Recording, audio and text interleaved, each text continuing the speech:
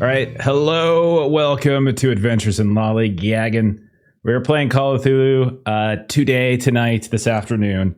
We're continuing our Eternal Lies campaign, and you're gonna like every second of it, right? It's gonna be wonderful. It's gonna be amazing. You would be a fool not to enjoy it, you know? Oh wait, I didn't talk with enough pointer finger, excuse me. You gotta use your hands. I gotta point down. When you're talking in this voice, you understand me? Oh my god, my favorite thing is in Sopranos where like they point, like he just gets his fingers, it's almost like doing the metal thing, and he's like, gets right up in your face like that. God, it's so good. We're going to a mafia party tonight, and we're feeling pretty good about it. That's what we're saying. That's what's happening. We're going to do some dressmaking during the day, and then we're going to go to a mafia party. It's going to be so fun. It's going to be Princess Party dress up. It just basically encapsulates everything. All right. So we're continuing to get the full crew. Some things happened last time, and we'll go over the summary. And I think we have a plan of action. I think they know what they want to do. We'll see how it transpires. We're getting closer and closer. I think we still got a couple sessions left. But we'll see. We'll see how it happens tonight. We could sink the ship. Who knows? So let's start with our resident murderer, Pastor Wood. Go ahead, Steve. Pastor Wood is a lawman, formerly practicing Texas law, currently practicing Old Testament law. I'm an evangelist, and I will defend myself in self-defense if necessary. It's pretty amazing. You just keep going with the you break into someone's home, you point a gun at their face, and then you say, "Oh, self-defense," when it goes off. He charged me. You know, that's not. My hands are clean. My hands are clean. Into his place. It's his business. Oh goodness. He is a lawman. He knows how to make. He really does. Yeah. He knows. Jeff, are you a lawyer? Because I don't think you are. No, but my sister is, and as we all know, legal knowledge is hereditary, so it's in our blood. It's also how genetics works. That is absolutely how it works. I once thought very seriously about going to law school, Stephen. Well, I think there's a difference between like California law and Texas Old Testament law. So there might be some like fine details I missed, but for the most part, I'm pretty sure I'm practicing properly. You're right. Sure you are. That's all that matters to Pastor Wood. I'm just going to make a few notes. Now I'm not going to feel guilty for what I'm going to do to Pastor Wood over the course of the next several sessions. Next up, we have somebody who has not murdered anybody. We have Marie Wynn. Go ahead and tell us about Marie there, Melissa. So Marie is a jazz singer by trade. She, back in Chicagoland, did have some connections to some mob folks. And so, she'll be listening out for any potential nicknames or anything that might sound, might ring a little bit familiar. Okay. Like Nikki Nine Fingers Jabroni. And you're like, oh, no, that's just Patrick. I'll have to take that. Yeah, it's pretty good. Next up, also not a murder. We have Shima. Tell us about Shima, Maitra. Shima Oberon is your student researcher, and it kind of loves Pastor Wood. And I have no idea how she's going to react when she finds out about Pastor Wood's murder / self-defense. No one's finding out. I feel like that takes it from self-defense to murder.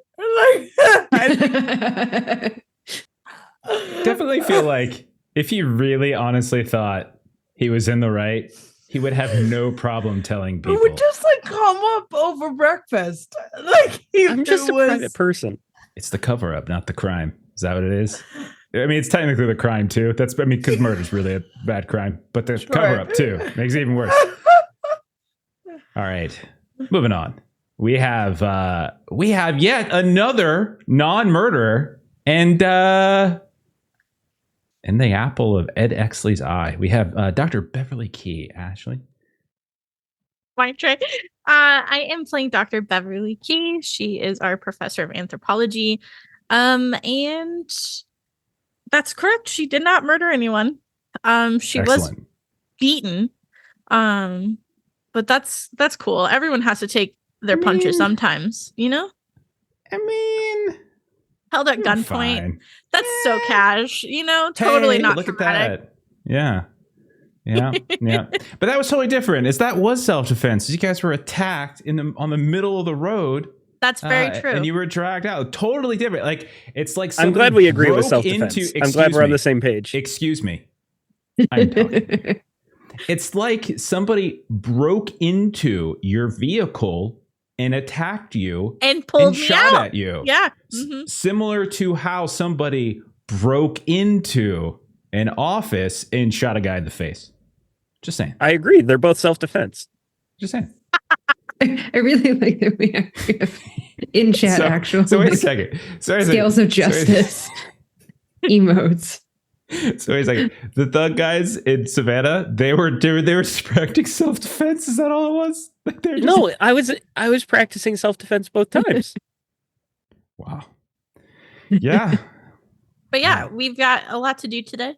Shopping. I really do think Shopping? Pastor Woods Sewing? is really practicing law for a white man in the 1930s in America. Yeah, this is probably pretty accurate. Yeah, this is probably pretty accurate. Okay. Nice job, Stephen.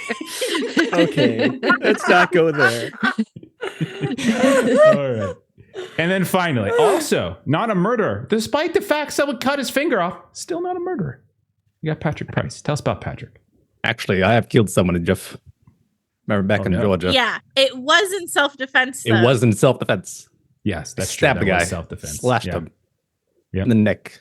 In the arms. Yeah, he slit his throat. He's out cold. Over and over again. And you dream about it every night. And you smile when you wake up. Eventually. But no. Didn't you lick the razor too or something like that? I don't know, man.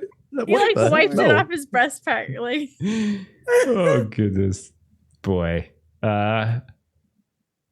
Your fiance Anna, when you see her, I'm really curious how she's going to react to the fact that you have 9 fingers now, and that you killed a guy. Are you going to tell her? You think? Might come up in conversation. Yeah, it's like, could you pass the salt? I murdered someone. Just like that. Just drop it in there. All right. You ready to go? Ready to go murder some more people? All right. Last time around, Patrick, as we were talking, you were facing interrogation and torture by Mr. Jack Pisner, the private investigator. Ultimately, you spilled the beans. You let him know about Janet Winston Rogers and various other little details here and there about your investigation in Los Angeles into this cult stuff, etc. But true to his word, Pisner did let you go. Drove you out to a train station out east of the city, bought you an out-of-state ticket. But you kind of turned the tables on him a little bit as you made a deal with some other person in the bathroom to kind of pretend to be you. And you managed to get back to LA, Pisner none the wiser. Meanwhile, Pastorwood, in the wake of murdering Mo Pisner, you quickly looked through the documents that were scattered on the investigator's desk. You found handwritten notes about Bev and Shima and basically the whole team. You also noticed that there was a phone number for like written on the top of those notes and you also saw, I think it was Captain Walker was in the Rolodex that kind of had the same number. So you do have this interesting phone number. But rather than linger too much, you slipped out of a side window into the alleyway. And that's when the cops started arriving. Didn't seem to notice you. Looks like you got away scot-free. At UCLA, Bev, Shima, Marie, you continued your tour with Ed Exley. You had lunch at this on-campus cafe that was right in the shadow of UCLA's library. You had some conversation, and Ed revealed that he'd been fortunate enough to actually rub elbows with a few celebrities. And when you kind of pressed him on this, he explained that he'd attended a special party on one of the Akone family's infamous gambling ships, where he had met Olivia Clarendon and Evelyn McAvoy. I said the name wrong last time. It's Evelyn McAvoy. 2 of Los Angeles' most famous and upcoming starlets. Clarendon, it seems, is researching an upcoming role for a movie called A Murder Stage that apparently involves the mafia. You looked into that briefly. And then Ed promised to get you all entry into one of these parties. Later that night, you returned to you reunited at your hotel, and that's when the UCLA tour group learned that Patrick was now missing. And Wood warned everybody about prisoner's notes, specifically about how the PI was hoping to target Bev specifically for interrogation, and she seemed like the weak link and the most likely to crack. Your discussion got interrupted as you heard from a hotel clerk who had a message from a hospital out east. There was an absurd amount of discussion over whether or not Pastor should go by himself or with somebody else. And eventually, Wood and Marie headed over. And at the hospital, that's when Patrick had a disturbing vision. Trapped in Joy Grove, double mouth nurse Bethany Mae Hampton, a syringe that had a dripping, gnashing mouth on it, all those types of things. But you were treated well once you woke up. Marie, you had a disturbing conversation with one of the clinic staff who said that during a blackout, Patrick was like spouting these strange and like some language that didn't seem consistent with his normal speech, and that a fleck of his saliva actually caused a small burn on her skin. Eventually, you all left the hospital. Patrick, you decided to stay at a different hotel under a different name, Jerry. And then the next morning, Pastor Wood, you got a threat from Pisner, you presume, as there was a article in the LA Times about a dead man murdered in his own office building, and police are on the lookout. And there was a note that said, basically, I'm coming for you. And then completely opposite end of the spectrum, Beverly had flowers and a note outside of her hotel room that said, "Hey, let's go get all drank at a party tonight out on a boat." I'm sure that's totally safe. And that is where we ended. So let's pick up then. We'll start with hotel number 1, original hotel, the group of 4 of you. Pastor Wood, you've got this newspaper in your hand. You got this threat. Bev, you have these. You have this invitation. This arrangement. What it basically tells you to do, it gives you a phone number. So the note specifically identifies a phone number that you can call Ed at. It's his office phone at UCLA, and he had offered to come and escort you all to the Santa Monica Pier, or you could meet up there, and he can kind of give you those arrangements. So kind of up to you whether you want him to come to the hotel and take you all, or whether you just want to meet him there. But you're going to essentially Santa Monica, which is not that far up the road from you. You guys are in Venice. That's where your hotel is. And so it's a short drive up the coast. And yeah, that's your option. So let's turn it to you guys, the 4 of you. What's your plan for today? I would like to start by going to the front desk and checking for messages from Patrick. Okay. Patrick, would there have been a message from you for the group or for Pastor Wood specifically early in the morning? What do you think? Yeah, why not? I would have left a message saying, "I'll be around. You'll see me when you need me."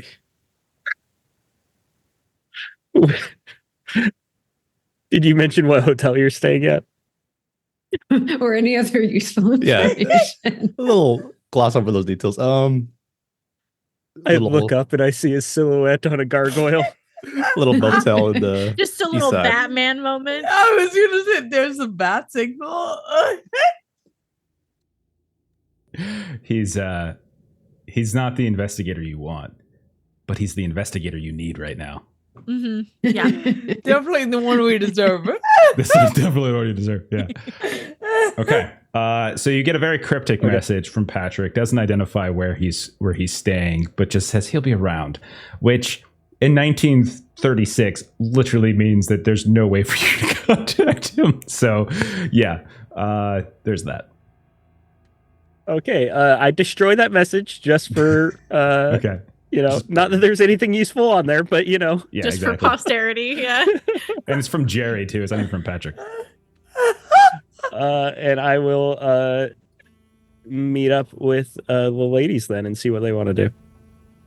Okay, so we are upstairs, beautiful suite.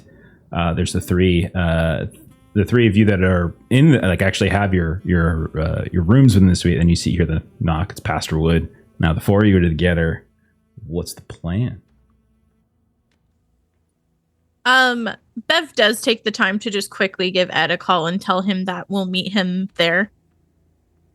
Okay, and so it's we don't have to play out the whole conversation, but ultimately he's very excited, and he kind of just like, and very lavish affair, and he's like, "Now make sure you all dress up to your finest, and if you need any recommendations on where you might want to go around the city to find some wonderful garb, and if the gentlemen that are coming with you need help making sure they have a proper attire, I'd be more than happy to assist them.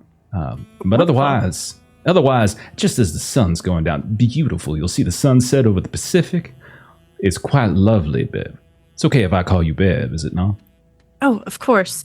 And Ed, what's your favorite color? My favorite color? Oh, what a fascinating question. Well, I suppose it's whatever color you're gonna wear tonight. And she just kind of does like a quiet little husky laugh. And she's like, all right, well, I'll see you later. I cannot wait. And phone clicks down. Some operator somewhere is just like, as they're listening in on the conversation. Turns and as she's hanging up the phone and she looks at Shima, who's just there with wide eyes. And she's like, oh. It sizzles when the phone goes down back on the hook. Okay. Okay. Shima's standing there vibrating like a dog. Okay. So you'll meet up. So, and then we'll say like the mundane parts of the conversation of like where to go. Yeah. That's conveyed. No problem. And so you know where to go. Santa Monica, basically by the Santa Monica Pier. Okay. All right. So that's settled, which means you have the better part of the day. So we'll say it's like mid-morning-ish, 9 a.m. or so. So I have a couple hours in the morning. You have a couple hours in the afternoon before you would probably want to be back to get ready, right? So you do have the opportunity to do one or two things today of note in the investigation, if there's something that you can think of doing.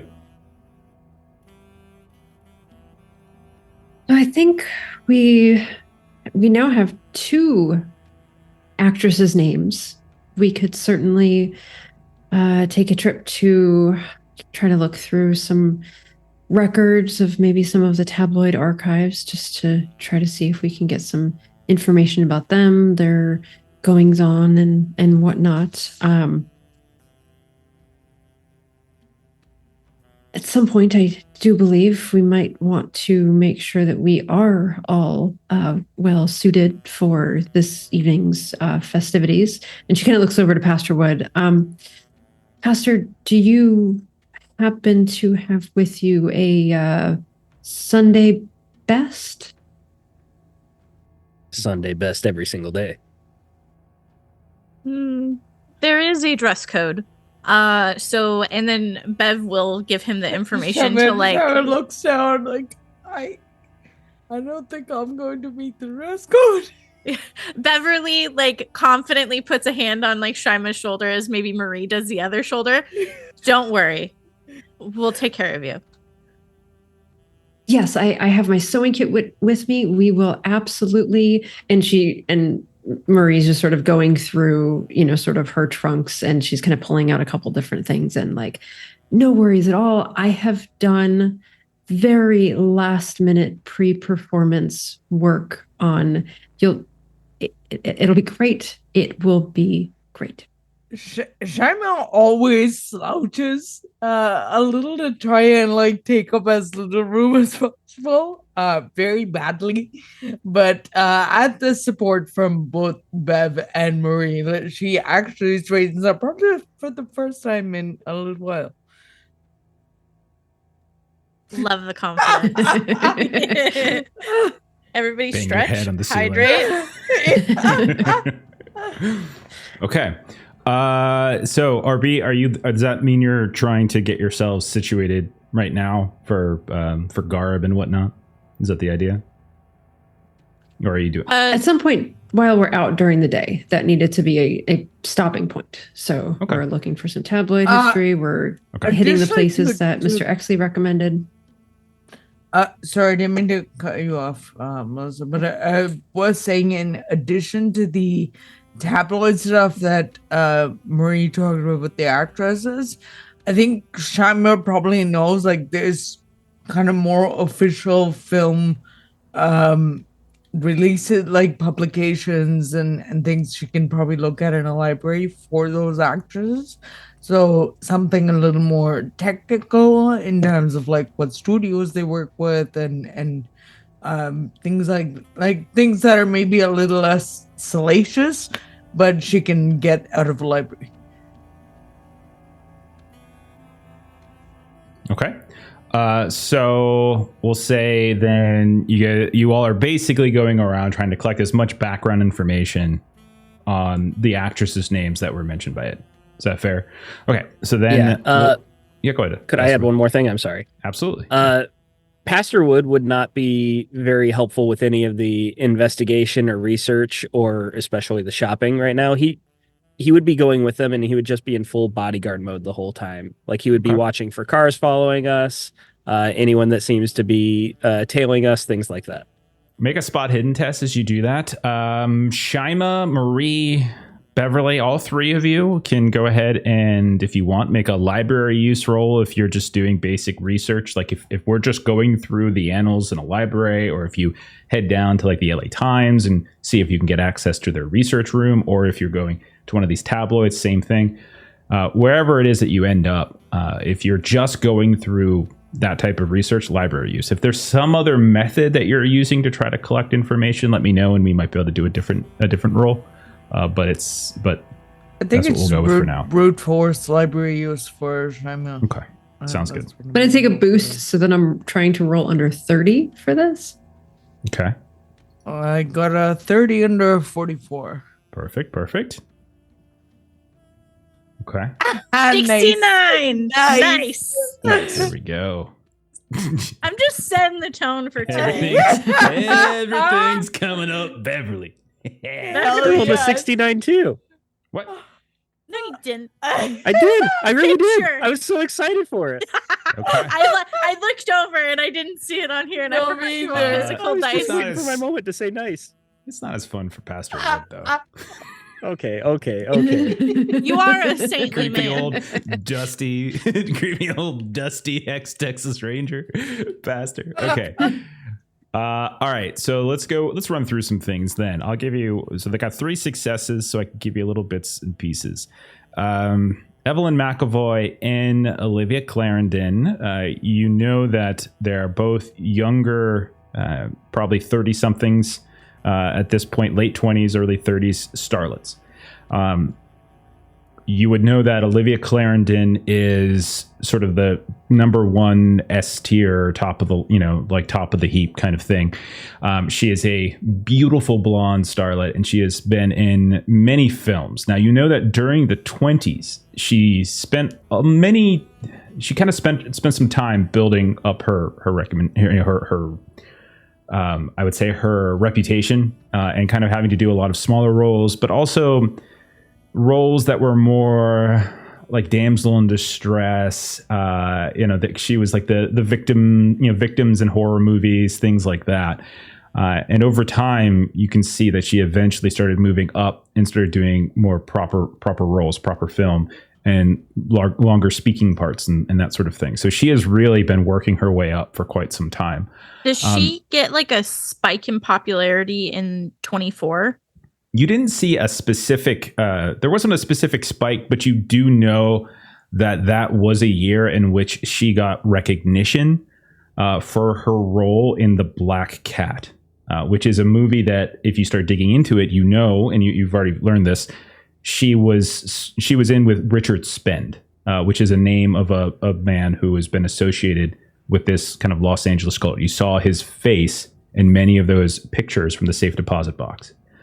So you're able to recognize that. So you know that there was that sort of was her like big break in some ways. He even took a full page ad out in like a Hollywood circular, or an LA circular, I should say, that essentially thanked her and kind of brought attention, because he was kind of a young up and coming guy as well, but he passed. He died in 1924. And there were rumors that the two of them were an item. back in like 1924. So that definitely was something that popped up here and there. And you can see that there were many people who were trying to interview her about his death, asking about, like, you know, is she okay? What happened, et cetera, et cetera. And all of her answers, you can see, Bev, completely professional. Like, we're so very saddened to hear. He was a wonderful talent. He was always extremely professional and exquisite in his acting in these movies. And he is a great loss to the entire industry. And, you know, my condolences go out to his family, to his sister, Yolanda, and all that kind of stuff. So you're seeing a lot of those types of things that's popping up. Now, in terms of like the now, so you know that lately, she's been very, very busy. You know that she's been working on a couple films recently, The Clock Strikes 9 and Call of the Sea. Those are two that she's worked on quite heavily recently. Call of the Sea, from what you can tell, has been kind of mired in some trouble. And that is she's actually in that with Evelyn McAvoy. And that seems to be, again, some kind of complex horror flick, but it's not like a monster flick. It's something more about like cults and like religions and things like that. And you know that in the news articles that you've already read, and you can kind of confirm that Olivia Clarendon is specifically researching a role for a murder staged, which is apparently going to be a murder mystery involving the mafia. It hasn't quite started filming yet, but that is what she's essentially going to be doing very soon. Call of the Sea is the one that's been under some trouble, and The Clock Strikes 9 is what recently which is about to premiere later this week. And this is all information you kind of already know. Is there any information about the kind of trouble Call of the Sea is facing? Like, is it just like staff turnover? Is it production problems? Okay. Yeah, it seems like a lot of production problems. There's a money issue sometimes. And again, all of you got successes, so this is all pretty easy to find. From what you can tell, it's been sort of a disconnect between director, production, studio. It's just everything seems pretty standard. Like, they're trying to get, you know, more grandiose sets, more grandiose like costume design, things like that. And there's just a question over allocation of funds. So you know how in George Ayers' things we had the signed picture from her? Yeah. I'm trying to. Was that dated? It wasn't dated on the back or anything, was it? Great question. I don't think so. Let me double check. What Hamish McDunn has said, though, is that the last time they had heard was 1924. So the last time, yeah. So it would have been any time up to 1924. Right. Exactly. And I would say, like, the photo that he had in his things with the George, thanks for all your help, Olivia Clarendon. Yeah. That depicts a much younger Olivia Clarendon. You can see that she still has like that kind of, you know, she looks like brand new on the scene. And she has kind of gained in this sense of reverence, right? And the quality of the photo. You can tell that photography has advanced a bit in the past 10, 12 years. So she looks very young. She looks like she's late teens, and now she's roughly 30 or so. Because I think the one thing that Beverly may be focusing on is seeing what their relationship was. Was this just like a general thank you, like he went to like a signing that she may have had, or was this because he may have volunteered or worked on set on something with her? There is absolutely no information. There's absolutely no information whatsoever on George Ayers and Olivia Clarendon and any of the newspaper articles and magazine articles that you find. None whatsoever. The only suggestion of connection is that photo. In terms of Evelyn McAvoy, and I'll throw this to Marie, as Marie, you were rolling it too. Evelyn McAvoy is 2 years younger than Olivia Clarendon, whereas Olivia Clarendon is like this like blonde bombshell. Everyone loves her. Evelyn McAvoy is sort of like the raven-haired, like other side of the coin. Still still known to be a tremendous actress and up and coming. She tends to take more villainous roles. So like in the current film that they're working on that's in trouble, Call of the Sea, she's the villain. She plays a cult leader called Madame Lita. Whereas Olivia Clarendon is like one of the heroine of the film. But they are apparently friends. That's from what all of the rumor mill has to say. Olivia Clarendon is a fairly private person, so you don't really see a whole lot about her. However, and so even in like the tabloids and stuff, there's very little about Olivia Clarendon, and most people seem to refer to her with great respect.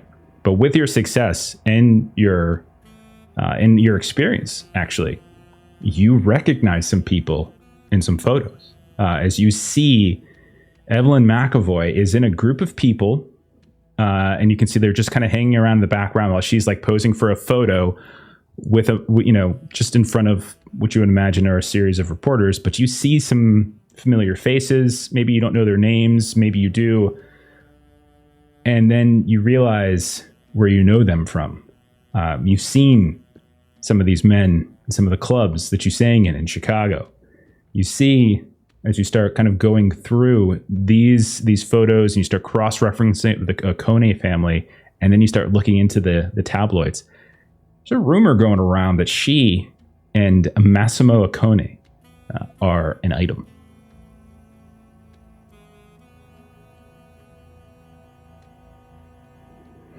Okay. Any other questions that you all would want to ask or look into when it comes to these topics?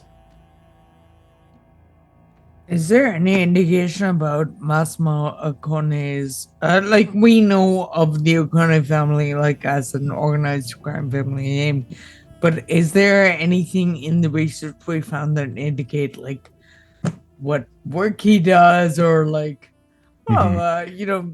she was spotted with, race car driver. Massimo Oconee and the entire Oconee family are known for shipping. That's their gig. Okay. Import, export, ports of Los Angeles, that sort of thing. Got it. Thank you. Okay. All right. So think about some more. We'll say this is taking up a good portion of your morning and maybe early afternoon as you're kind of going through things, taking hours. Pastor Wood, what was your role on your 69? Nice. That was a success. I needed a 74. Okay. You do notice something. Not Pisner. You don't notice that. You don't, and to be honest, I don't actually know what he looks like yet. Idea what he looks like. So, but you do notice there are a lot of cop cars that seem to be driving about in greater number. Maybe it's the guilt, or maybe it's something more than that. As you do see that there is a greater police presence suddenly on the streets, and more than that, a few of them seem to sort of follow you all for a while. You just look back and you see this kind of, the equivalent of a black and white, just sort of coasting by, and then slowly drives past you as you all turn into one of these local one of these tabloid mags, and to kind of go through some of their archives. And you just kind of slow down and they look at you. And each one of you, they take a moment and they look up and you look at your face, nod, and they look over to Bev, nod, Shima. You can see their eyes like kind of squint, and then the one who's driving turns and says something to the one that's in the driver's or in the passenger. They both start chuckling, and then they look back up at Pastor Wood, and they do a little salute with their fingers to their forehead and start driving away. Man instinctively hunches. Okay. So let's check in with Patrick then, as you all have been busy this morning looking into some actresses and such. What has Patrick been doing this morning? Yeah, I've been rubbing my arm, looking at my hand, and wiggling my fingers, seeing it still got movement. Popped the pill bottle from Dr. Keaton. A couple of those down with countertop of water. Okay. You got a pill bottle from Dr. Keaton? Yeah, he gave me it because I got bit by one of the inmates. Oh, okay. Yeah. Yeah, okay. You still have it with you? You haven't been taking it the whole time? You had an infection. Those are antibiotics. Oh. That's fine. It's fine. Okay. All right. It's definitely painful in the morning. What did you do with the finger, by the way? The clinic kept it because couldn't put it back on. So what am I going to do with it? Okay. So yeah, you let them dispose of it. That's fine. Yeah. All right. You wake up, you're in your room, you pop a pill, your hand's aching. You can realize not only is it aching, but your dexterity isn't great. You still have abrasions, very serious abrasions on your wrists and on your ankles from where Pisner had wrapped various ropes and twine around you. And you also have more than a few light bruises.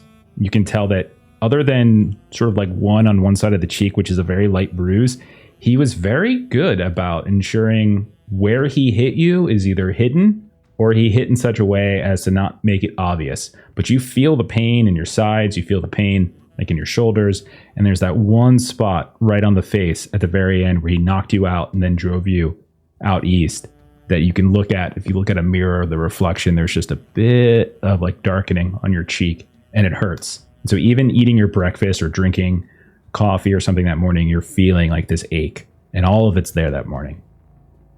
But what do you do? Yeah, I would tidy up and go out and try to get a disguise, some nice fitting gloves that hide my missing finger, kind of a large brimmed hat, hides my face a bit. And I would make my way to the west side of the city. Okay. I'll tell you what. Roll. You're trying to. Are you trying to find something that makes you look nice, or are you trying to find something that just sort of makes you look sort of ordinary, blend in? Ordinary, blend in. Okay. I think no roll necessary then. I think that's all fine. I will, however, take a disguise in general, just to see if you do a good enough job of obscuring your own self, so that if somebody were to know what you look like, how easy would they be able to notice you? All right. I have 5 disguise. This could be a luck burner here. Yeah, I love those. Yeah. I do too, actually. Holy crap. I rolled 2. Oh my gosh. Holy crap. Amazing, You needed a actually. 5 and you rolled a 2, which means you're going to get to improve it too. Okay. That's a critical, not critical. That is a hard success. I can too, increase with it a to 2. extreme with 1 luck. It's perfect. You could. Oh my god. Best luck spend Well played. ever. Really? One luck. Extreme. Well, that's really well played. Well done. Okay. All right. You Honestly, if anyone can fuck with like facial, like disguise stuff, it's Patrick. So it makes so much sense. I love this. Perfect. Okay. You have got an extreme success to disguise yourself. You don't even recognize you. Like you look like Anna wouldn't recognize you. You could probably knock on her door and try to sell her some sort of strange little concoction for making hair shine or something like that. And she would have no idea it was you. What do you do Perfect after that? job. Yeah. I'm going to find a car and slowly drive myself west. Okay. Where are you headed? I'm going to head nearby the Venice Hotel. I'm going to try to stalk the team and get in contact. You're going to try. So you're going to try to just stealthily follow them? Yeah. I would like a spot hidden. Let's do that. And see if you can keep track of them. Let's see, I needed 45. I rolled a 56. I got luck to spend. Okay. I'll make it a pass. All right. We'll say you got an earlier start in the day than they did, maybe. Maybe the conversation that Bev had with Ed was just so hot. Everyone just needed to cool down a little bit before they really left. And so you do see them leaving. And at a certain point, I'm also going to say I would like a stealth test from you to see if you can bypass Pastor Wood's eagle eyes. Good success. That's not a thing, right? Is it? You got it. Oh, it's extreme, though. Okay, yeah, it's 11. That's an extreme success. Crazy rolls right now. Oh my gosh, long. Okay. Everything I said to the Pastor Wood before is true. You have no idea that you're being followed by Patrick, nor that he is actually Patrick. You don't see this at all, Pastor. I'm distracted by all the cops. Okay. So once you all are done with your newspaper and magazine research, where do you go next? What do you do next? You have I would say you probably have enough time to do one more thing today of consequence before you need to get back. What would that be? Question. I mean, one more thing of consequence related to the investigation. I'm going to assume that you're going Yeah. to spend time shopping, getting some clothes and stuff in between. If there's time to see where that phone number goes, I just want to dial it. I don't Absolutely. want to have a conversation, but I'd like to find a payphone based on Dr. Key's recommendation and just try the number and see where it goes. Okay. I don't think that is a problem at all. All right. Just So, while the smarter people think of what else to do. yeah, this doesn't take that much time. I'm trying to see if you get lucky here. Oh, where'd my dice go? Oh, crap. I knew I forgot something. Guess I'm rolling in here now. Oh, Okay. All right. So you call the number, and it rings, and it rings, and it rings, and it is never actually answered, and just kind of keeps going and going and going. If you would like, however, you could contact like an operator, see if you can get some associated information, like what address is the phone That number was- associated with. Going to be my next question. If I could do like a reverse search with the Sure. operator. So I think that's fine. I don't really think any roles is particularly necessary here, but an operator will get on and we'll kind of ask you some basic information. And she'll give you an address that it seems to be for an address in Pasadena. And let's see if I have the actual actual address. I don't have it in front of me, but it is address in Pasadena, and it is address that you are already familiar with because it is an address that Beverly was able to find when she did some basic records research on Samson Trammell.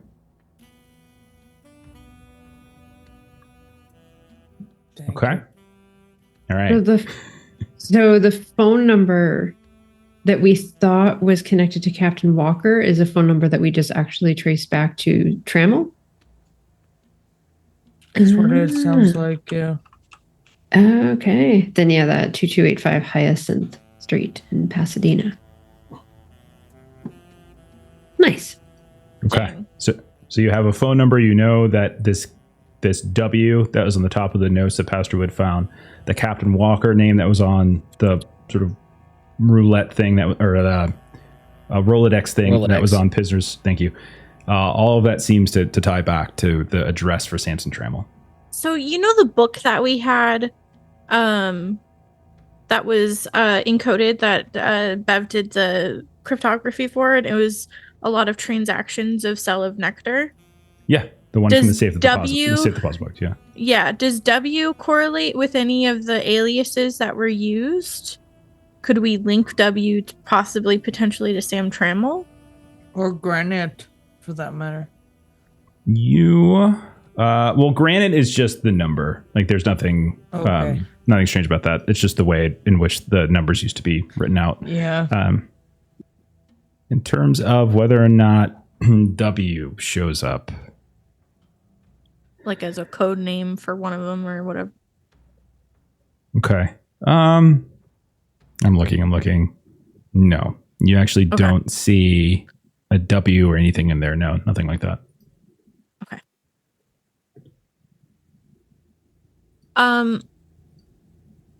And then this is a out of character question for Pat. Did you tell us that you spilled the beans, Patrick, or no? If that's relevant too, you could say that I did.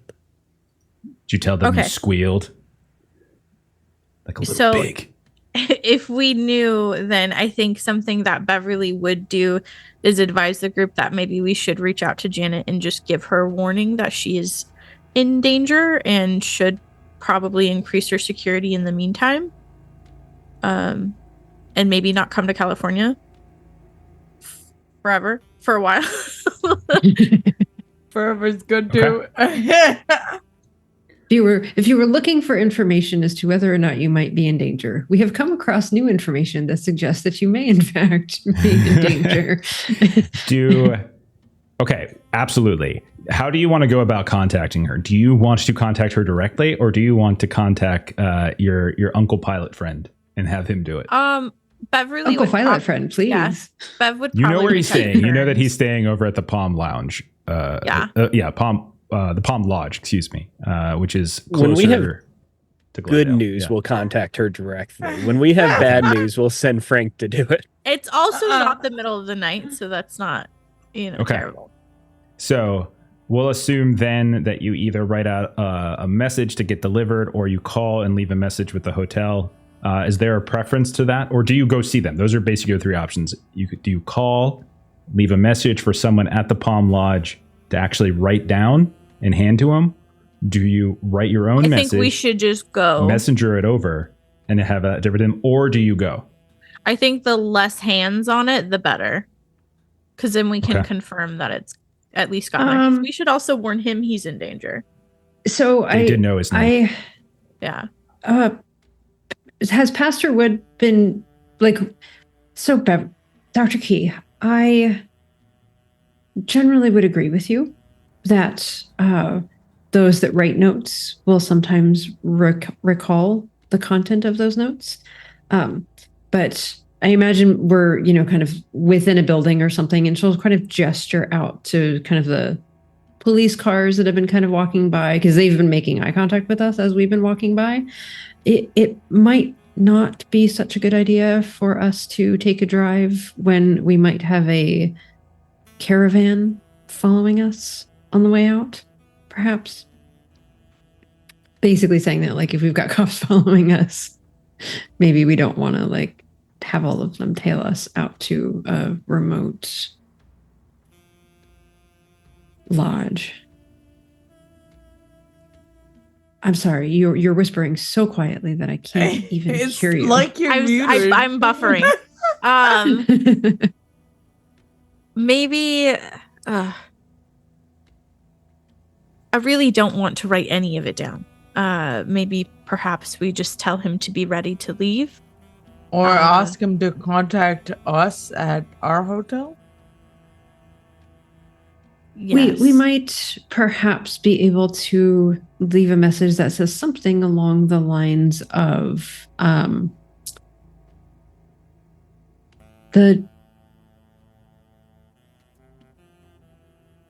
trying to think of something like the trail has made it home, or something that sort of sends a message that doesn't exactly say what it is, but and she'll sort of look over to Pastor Wood. If you were to craft a message that someone might not, what do you think of this? The trail has made it home. The chicken's coming home to roost. If Like, someone how came would up to you- me and told me the trail leads to home, I would think that their cornbread wasn't done in the middle. I thought you might be the one to ask about this, but now I'm not so sure that. There's so many different ways I could encode it, but could they translate it after it's encoded? That's the issue. So I'm going to pick up the phone and Please. call the Palm Lodge and leave a message for Frank.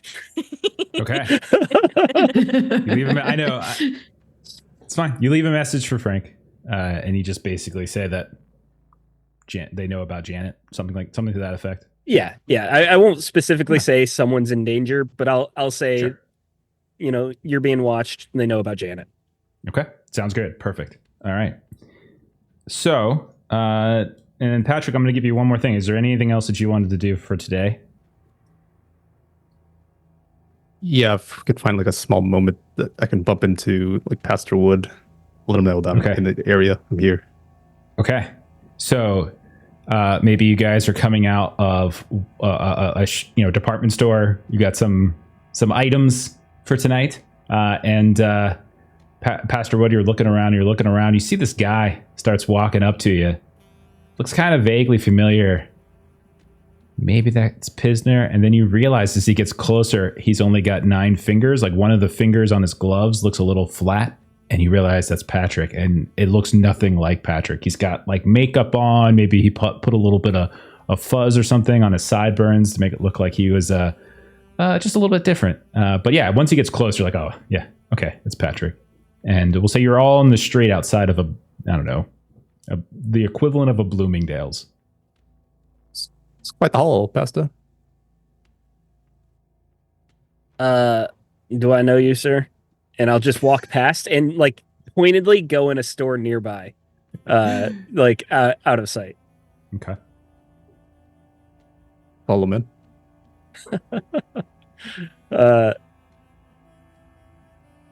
Patrick, you doing all right? You look beat up. Well, I suppose that's makeup on? I've done my best to cover it up. What are you guys looking into? Right now, we're looking into Hollywood and the excess of fame. And what have you found? I'll look at the. Oh, did you only meet me? Yeah, this Okay. is a guys only conversation. My bad. I'll go ahead and relay what we found about the actresses and everything that we just went through. How about you? What have you been up to today? You doing all right? You see anyone following you? Not that I can see. You haven't noticed any police presence around you, have you? It's the same as usual. We're being tailed by LAPD. It seems this whole town's corrupt. Related to Pisna. He made contact. He left me a message this morning saying that he was going to be looking for me. You personally? Yeah, me personally. Well, I'll keep an eye out. I'll be ready for the party as well. You're going to the party?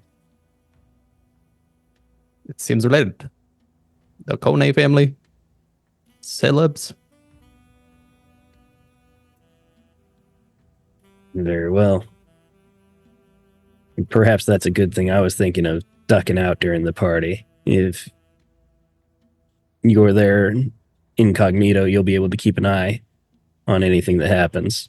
You know, you've seen Pisner. You'll be able to recognize him if he shows up. I'll describe what Pisner looks like, because I don't think you have seen him. I'll keep an eye out for a squirrely fella. And I'll be around. Nearby cafe next door. You'll see me. Where you been staying? Nondescript Hotel East. 3. It's called the Nondescript Lodge. I was about to make that joke. I couldn't unmute fast enough. I've heard of that chain. It's a nice one. Yeah, it's the most glamorous hotel on the block. They gave me It's a quite very a ironic name. All right. Well, I'll probably drop the ladies off at the party, and then I might do some digging of my own on Pisner. We'll split off here. Take care of yourself. Okay. We'll say then that the rest of the day passes with you all doing whatever preparations you need to do. You've done some legwork, some research, etc. You collect whatever it is you want for your affair tonight. And we'll cut forward, we'll say, a few hours to get you all to the party. Pastor Wood, you said you're not going to the party, is that right? I would like to drive with them, drop them off, and then go park the car. Okay. Because that went so well last time you left someone and then waited in the car to see what would happen to them. Just I did all me right. and you. I've got all 10 fingers. Okay. Do you dress ready for the party or so what are you doing? Don't be cryptic. What are you doing? No, I'm not trying to be cryptic. I would not dress in a suit or anything because this is my outfit. So I don't think I would. I wouldn't lie to them and say I'm going to the party or anything like that. My plan is to check out Pisner's office afterwards. and then see like what it looks like crime scene wise, all that. All right, fair enough. So we will start then. We'll pick up. We are on the Santa Monica Pier. We see Marie and Shima and Beverly and Jerry Price dressed up, dolled up, one might say. And as you are let out by Pastor Wood, who is tasked with something else tonight, you all notice that as the sun's going down, the pier and the beach are fairly bustling. You can see that there are groups of very elegantly dressed folks that are getting out of vehicles, some of them very, very nice vehicles, by the way.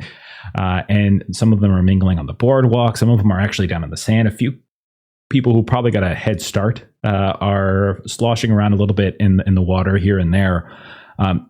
As you get closer to the actual sort of pier itself, you can see like these colorful orange lanterns are kind of starting to be lit here and there. You can see that there are a few recognizable faces. You don't notice Olivia Clarendon or Evelyn McAvoy yet, but you do see some familiar faces, a couple modest actors, actresses, musicians, maybe an artist, a politician or two, stuff like that. And they don't really seem to be doing anything out of the ordinary. They're in small groups laughing. Some are drinking from flasks here and there, but you definitely see that they're all kind of lingering.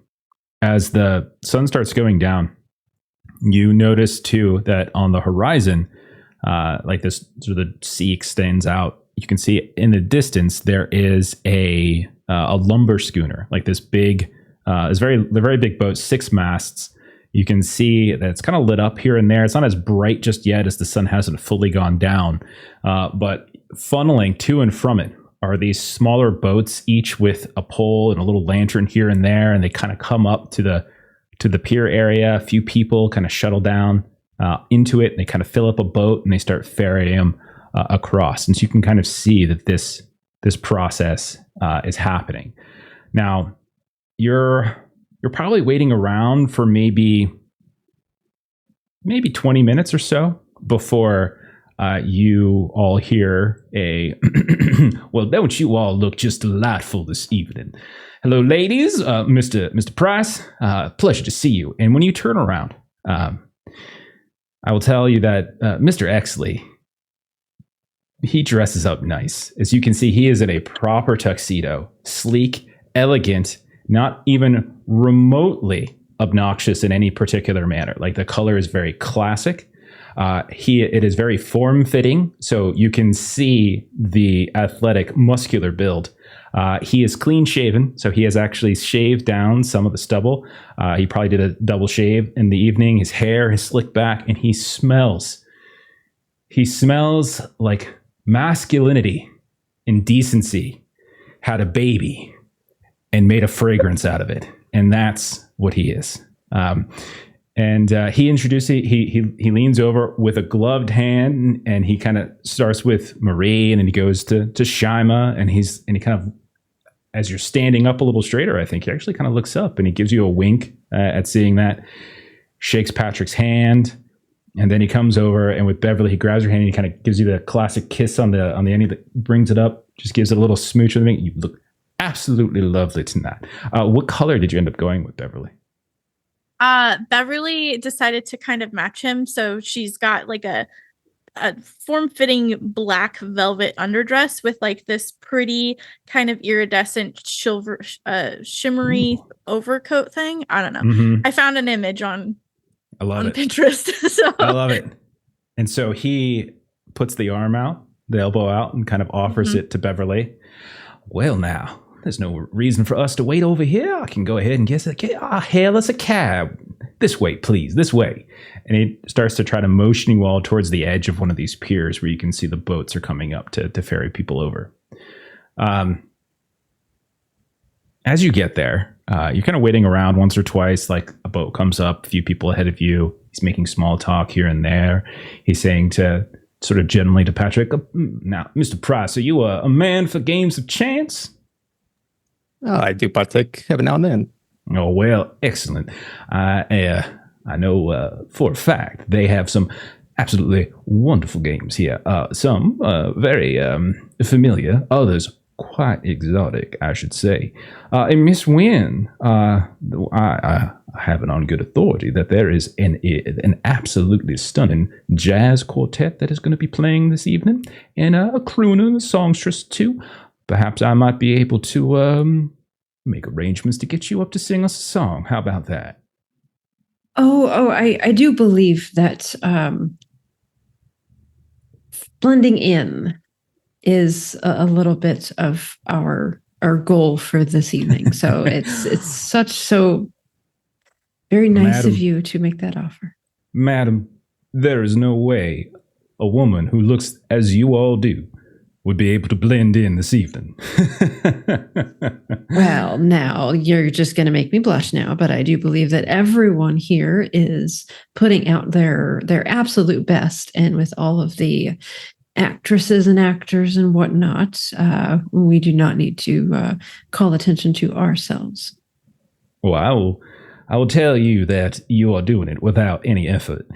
And you, Shama, I imagine you're going to save me a dance at some point this evening. Shama uncomfortably big Now, smile now. nods. None of Because that. You she, don't like, let those generally- wolves see that. She turns bright red. She's generally like very. She actually looks like Shima. I mean, generally looks pretty normal. I think, but like Beverly and Marie have, like, she actually looks kind of pretty, and because like.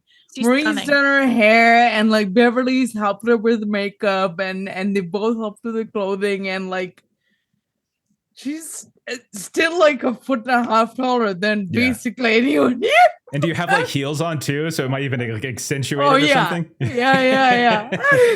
and you're getting looks though. You are getting looks. I would say you notice them. You probably have felt them before, but you see people looking at you, and they're not all as friendly as Ed is, who genuinely seems to be, very encouraging.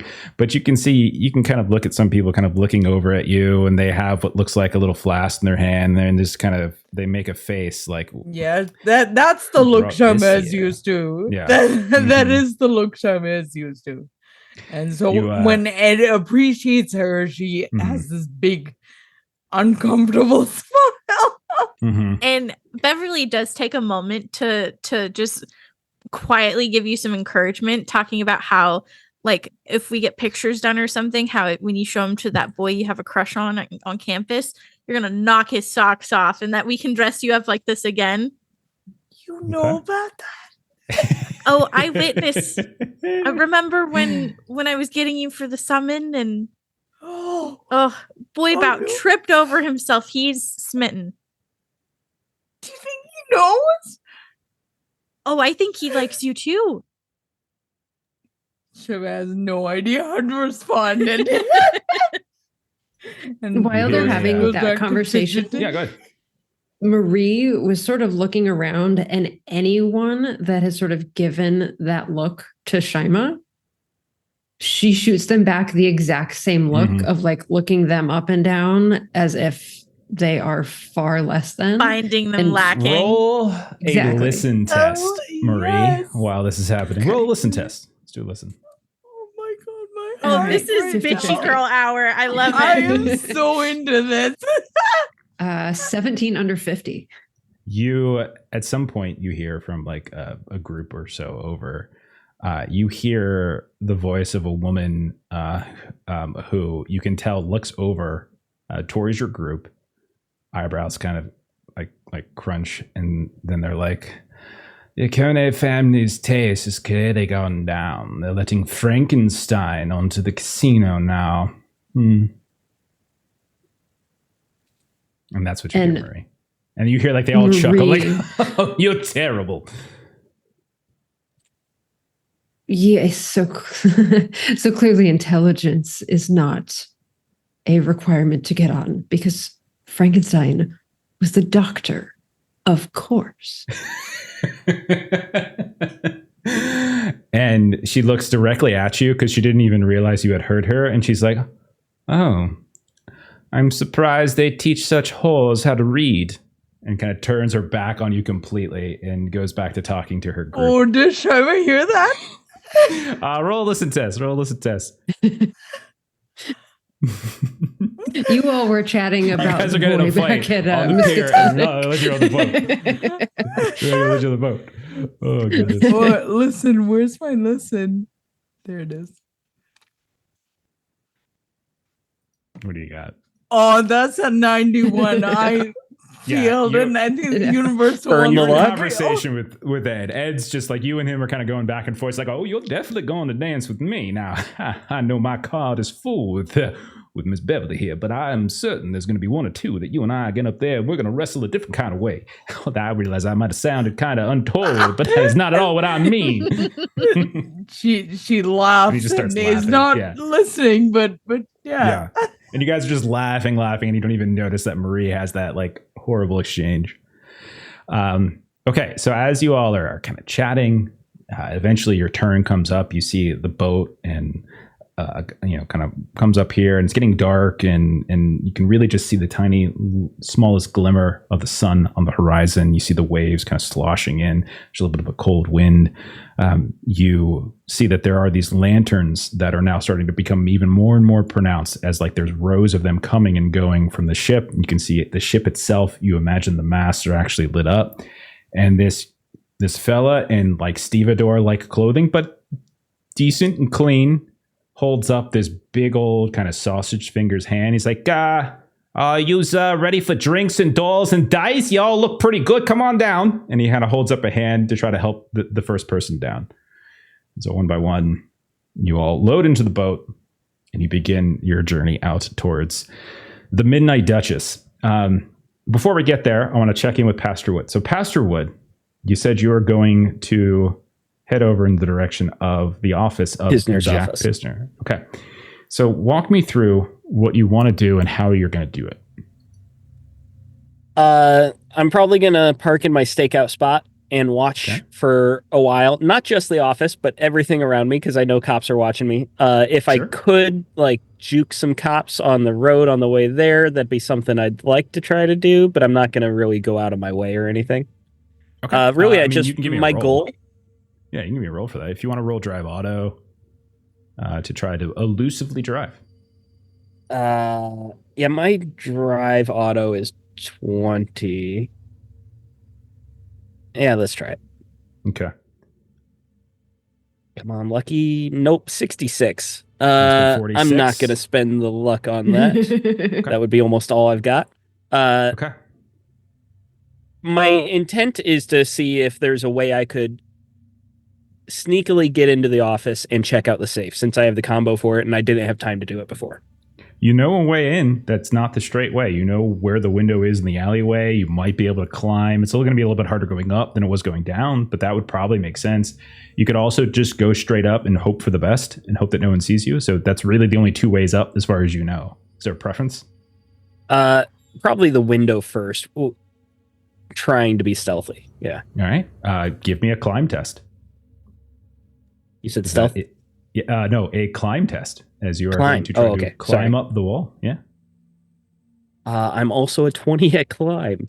Yeah. So we'll see how that might be the default. I'll take some actually. audience. I think I'll take some audience boosts. Okay. We've got boosts. Of course you will. I can take 2 for 20, right? Yes, that's fine. Okay. All right. That is a 3 under 40. Okay. Wow. Ooh. I've you got move ups. You are Parkour. like a freaking spider monkey as you just White men you just- can jump. like an old Texas Ranger pastor just parkours up the side of the wall. You hop off what looks like a series of crates, maybe some old metallic dumpster. You leap up, you grab a drain pipe, you swing up, and there is this small little decorative piece of exterior molding that you get your feet up to, and that allows you to then hop up, grab the edge of the window, and then you just slide it open and you crawl inside. I would also like a stealth test. This is just in general. This will be for your whole time here. Yeah, this is for your whole time here. So it's like in and out. I'm not going to do separate tests, but We'll just do the 1. 59 under 70. It would be what, 24 luck to get it to a hard Yes. success. So I'm going to do Correct. Hell Okay. yes. Okay. All right.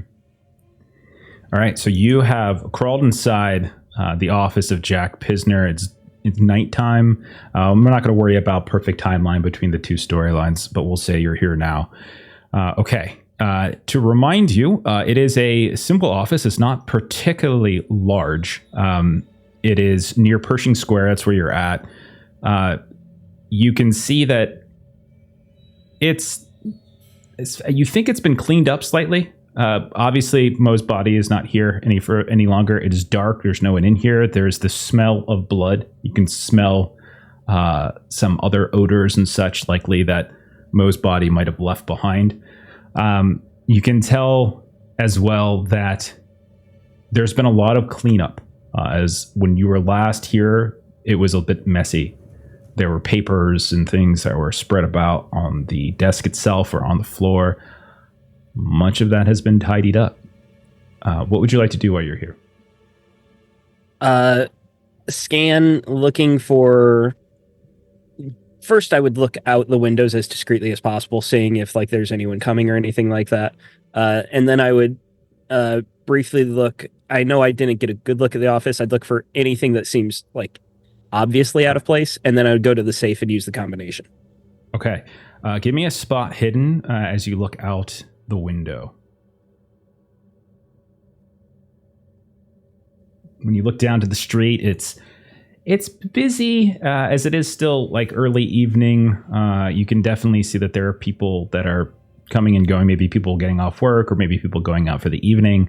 Handful of cars pass by, but it's not overwhelmingly so. But nonetheless, there are some pedestrians, there are some cars parked, and you can even see where your car is parked from here as well on the side of the road. So what do you got? I rolled the 86. I needed 84, so I'm spending the 2 luck to make it a success. You do notice that there is a police vehicle on the road. It's not, you parked, we'll say like you parked kind of north up the road a bit and you can still see it. It is parked on like kind of the same side of the road, but much further to the south. And you can tell from a distance that there is somebody in it, but you can't make anything out other than the fact that there's like a shadow in it. Okay. As long as they're not necessarily coming towards me, I won't be going out the front door. Okay. And then I would just be scanning the office and then safe. Okay. So we'll do the safe first. As you go to open the safe, you put the actual combination in. And when you open it up, it is completely empty. Figured as much. Pisner would have got in there already. Yeah, start scanning the office, specifically the Rolodex, seeing if there's any more contacts. I want to try and find a way to track down Pisner's home, or another way to contact him. Okay. So as you start flipping through the Rolodex, you notice that, well, actually, let's make this a roll. Let's do. I don't want to do spot hidden. That seems not quite right. So we could just do like an intelligence test, I think. Okay. Yeah, let's just do straight up intelligence. Need an 80 for that. Mm-hmm. I don't play smart, but my character is 55. Okay. So just regular success. All right. You notice that it is thinner than before. So some of the contacts have been removed. There are still quite a few left, but many of them have been removed. One of which is the W for Captain Walker has been removed. And there are a couple others that seem to have been gone. Like you can tell as you're flipping through it. Unfortunately, since you were in a rush when you heard yesterday, you don't recall exactly what those names were. The other thing you're noticing as you're here is that there was stuff on the walls here and there as they were kind of tracking various cases and things. A lot of that has been down. There is a bulletin board, like kind of cork board kind of material up on the wall. And you notice there is one document that is pinned still on that board. What is that one document? It is your home address that is on file where your wife is currently residing.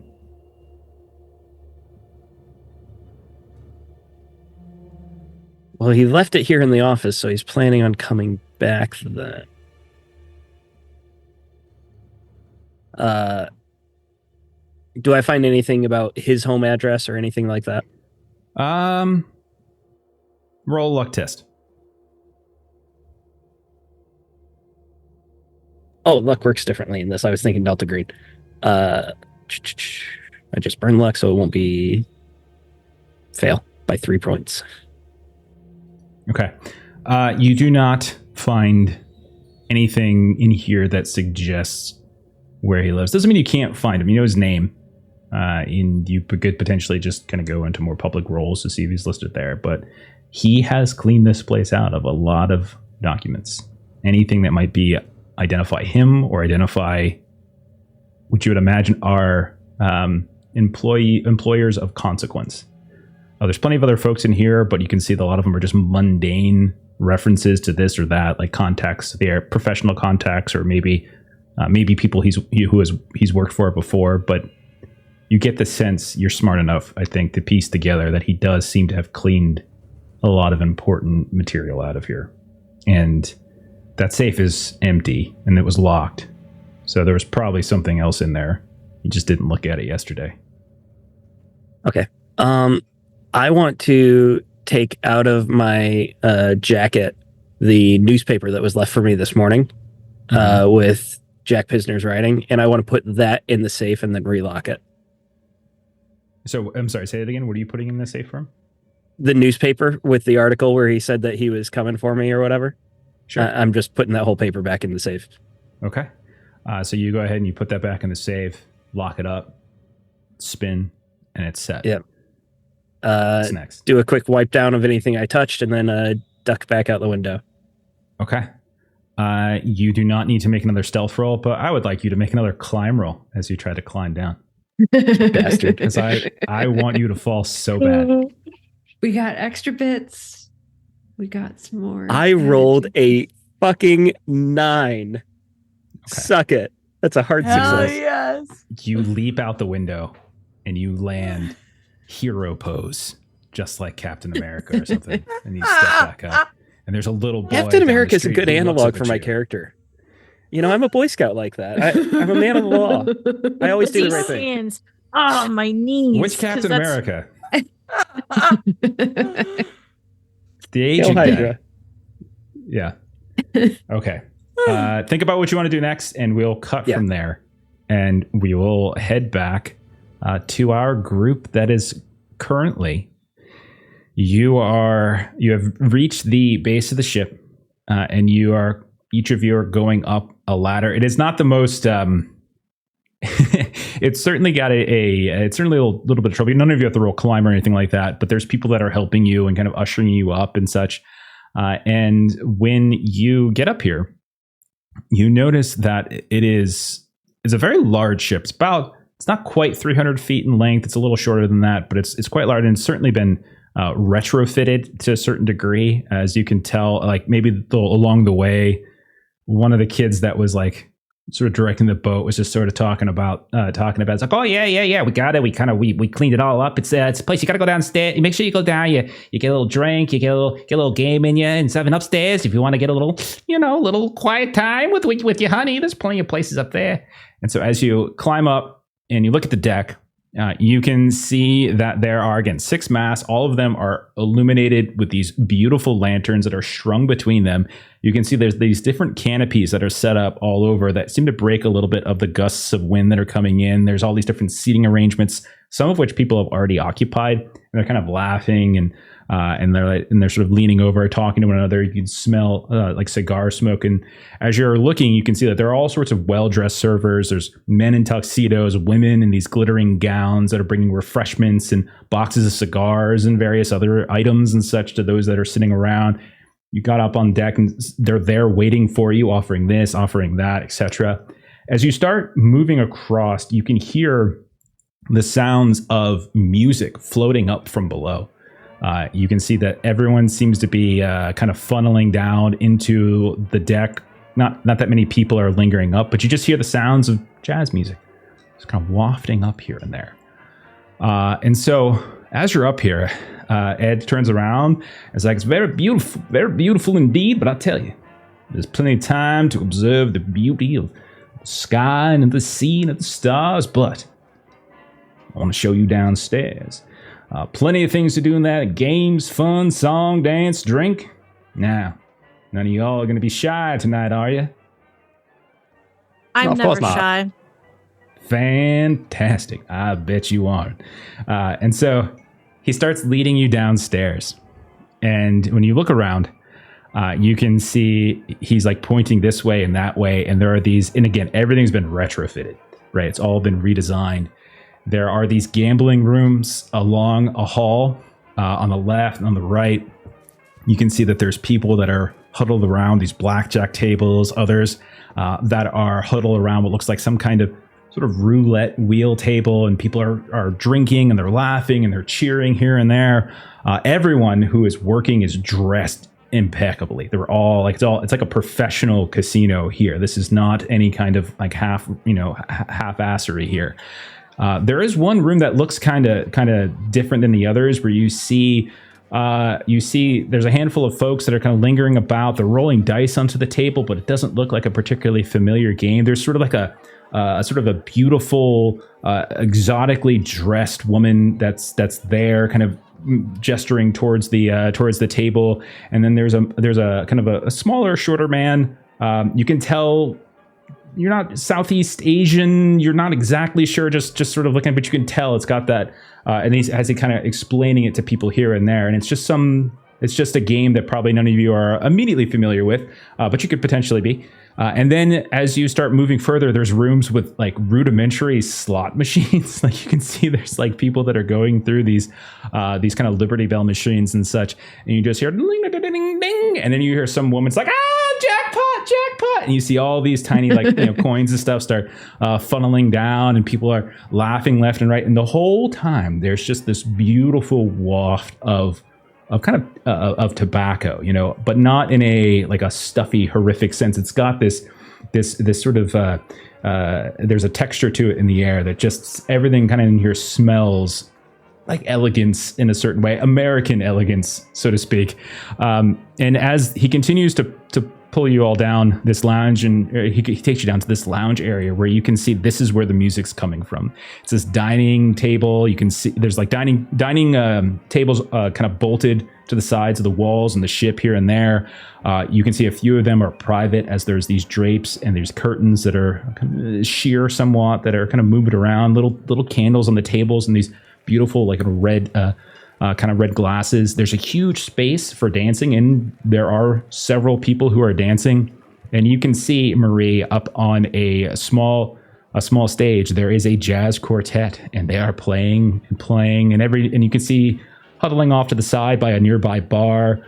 There, which you would imagine is a couple folks that are kind of looking up, and they're waving, and they're getting ready to come back up. And as you're looking, a crooner starts going up, starts singing a jazz song, and people kind of cheer. And then he kind of comes back down, grabs like a martini or something. And you see a songstress come up in her beautiful gown. She starts singing. It's all beautiful.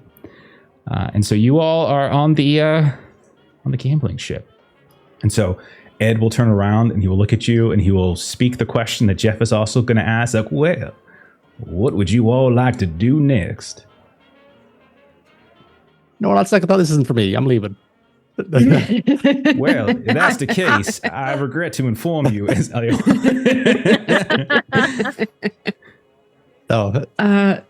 Good. Well, I'm gonna go praise the drinks. Check out the tables. Okay. So you can go. So you can either choose to go up to the bar, grab a drink. You could also flag down any of these servers that are wandering around and make an order that way. So it's sort of up to you.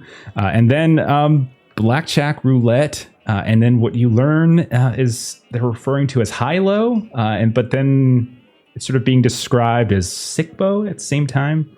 So, but high-low seems to be what like a lot of the folks at the table are calling it. These are the options you have. And the slot machines room, of course.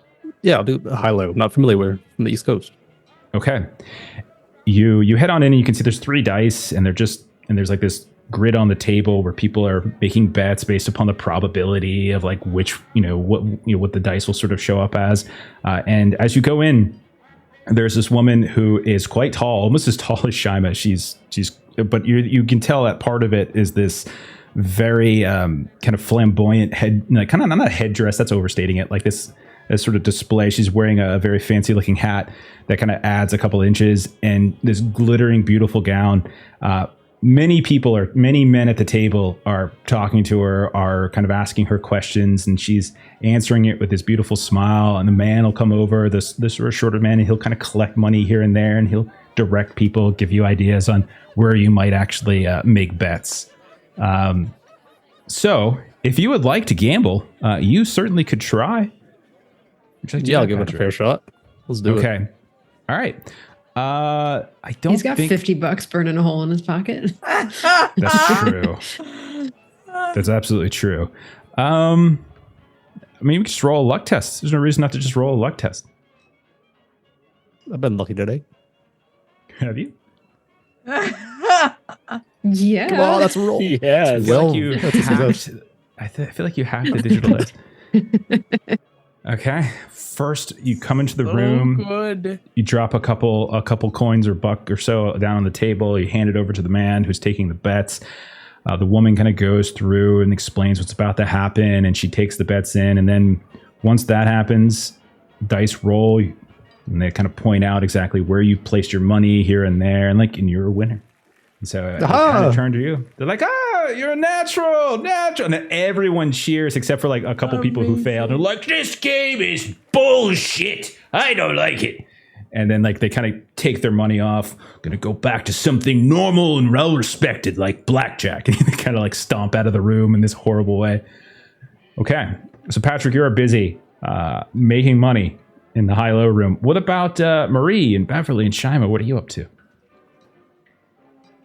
I think Beverly will ask Ed if he's ready to grab a drink and do the rounds and say hi to his friends. Well, let me see if any of them are here. Oh, well, yes. There. I must remind you that I don't want to overstate my relationship to them. I have met them. I have had a kind conversation with Miss Clarendon before, but I would not go as far to say that I am her friend. She wasn't specifying like the celebrities, just like in general his friends, because we do like a circuit around, she kind of wants to just check people out. Okay, yeah, and so you'll grab a drink at the bar, and he'll just escort you. You're kind of on his elbow there, all around the room, checking in on people, talking to people left and right. Is there something you're looking for? So she's just kind of like paying attention to she's looking for members of like the Akone family, or anyone who might seem like they're really involved in like the mob business or like the nectar half of things, without drawing too much attention to herself. You looking for drug deals? Yeah, she's just observing kind of what's happening at the party, getting the lay of the land. Roll a psychology test. Okay. As you are trying to read people. You're looking around saying, I'm just going to rip it. Are you a gangster? Unless you're going up and be like, are you a gangster? Do you sell drugs? 11. Under 61. 3 stars. You most certainly see some very mafioso-like folks around here, and they all seem to be grouped together. Each of them has a beautiful woman sitting next to him or her, and you can see that there's drinks on the table, and they're listening to the music. And when like the quartet stops, one of them will shout out, and they'll just shout out the name. Hey, play this one there, Jack! And then they're like, yes sir, and then they'll all start playing around too. And like you can tell they kind of have like the run of the place. There's a kind of an air of an authority there. And in terms of looking for drugs, you do notice there is an extensive amount of drinking being done. You notice that there are many people that are officially kind of getting cigars and such. But then there are some folks who you see are kind of request one thing and they're directed to a different portion of the ship. And when they come back, you can see they have a little bit of energy and sort of zip in their step that they might not have had moments prior. Okay. And she just kind of like makes note of that section of the ship and Sure. then is planning to tell the girls when we meet back up. Absolutely. Okay. What about Maria or Shima? What are you two doing? So Maria's going to go try to chat up the musicians a bit. Okay. So she's just going to go over super complimentary of the set luck that test. they've been. Oh dear. Why are you doing that? Why do you say, oh dear? Why is it always negative? Yeah, that's a 17 under 78. So you go over at a time in which like maybe like the sort of trumpet player kind of takes a step back, puts the brass down, takes a few steps off the stage, goes up to the bar while kind of a smaller, little quieter number happens. You see a handful of couples get out. There's some more slow dancing that are occurring. Kind of orders a drink, and he takes a sip and he looks over and he kind of waves at you. Even there, Missy. Missy, did anyone tell you you look like the spitting image of Sissy May from where was that place at? And he throws out the name of some random sort of Chicago speakeasy or such that you have maybe played at one point. Yeah, I saw the spitting image. I'll never forget that kind of face. You know, yeah. Yeah, I'm not entirely sure that is what people have said necessarily. Oh, really? Well, you never know. You know, I read somewhere that it's possible all of us have a twin somewhere else in the world, you know, and it's just a matter of kind of, you know, moving along. There's only so many ways I would imagine the face can kind of be rearranged and such before you start getting some duplicates. You know what I'm saying? Probably true. And she'll kind of compliment, you know, kind of the last, you know, set that they did and you know, the choice of songs and just. Oh, that's very kind of you. I'm pretty sure Jack was a touch off key, but that's fine. We'll get it squared away. It's only about a fourth or fifth tonight. We got plenty of sets for the rest of the evening. But I appreciate the kind words. Appreciate it. If there's any songs as such you'd like us to play, be more than happy. We're all very we have a whole arsenal prepared, but we're happy to take requests, especially for a beautiful woman like yourself. Well, I'm sure the things that you play that make you the most happy are the things that will make all of us enjoy the evening the most. What's your favorite? That's a wonderful way to put it. You know, no one really talks too much about what we as the musicians want. You know, everyone just kind of shouts out, "Do this, do that," and at that point you hear the like, "Play this one, Jack!" From one of the mafias. He goes, "The very kind fellas, the very generous, absolutely." But we're always constantly being asked, and that's the fourth time we've already played it, and we've only been here for 45 minutes. So, you know, once they get more booze in them, they kind of forget to remind us what it is we got to play. We start letting things a little bit looser, that kind of thing. And plus, to everyone's ear, we start sounding better. So, anyhow. I was wondering, you know, who are the kind of folks that you might be expecting to see tonight? You know, sometimes you get a little word about who might be on the boat tonight. Any names or faces to look out for?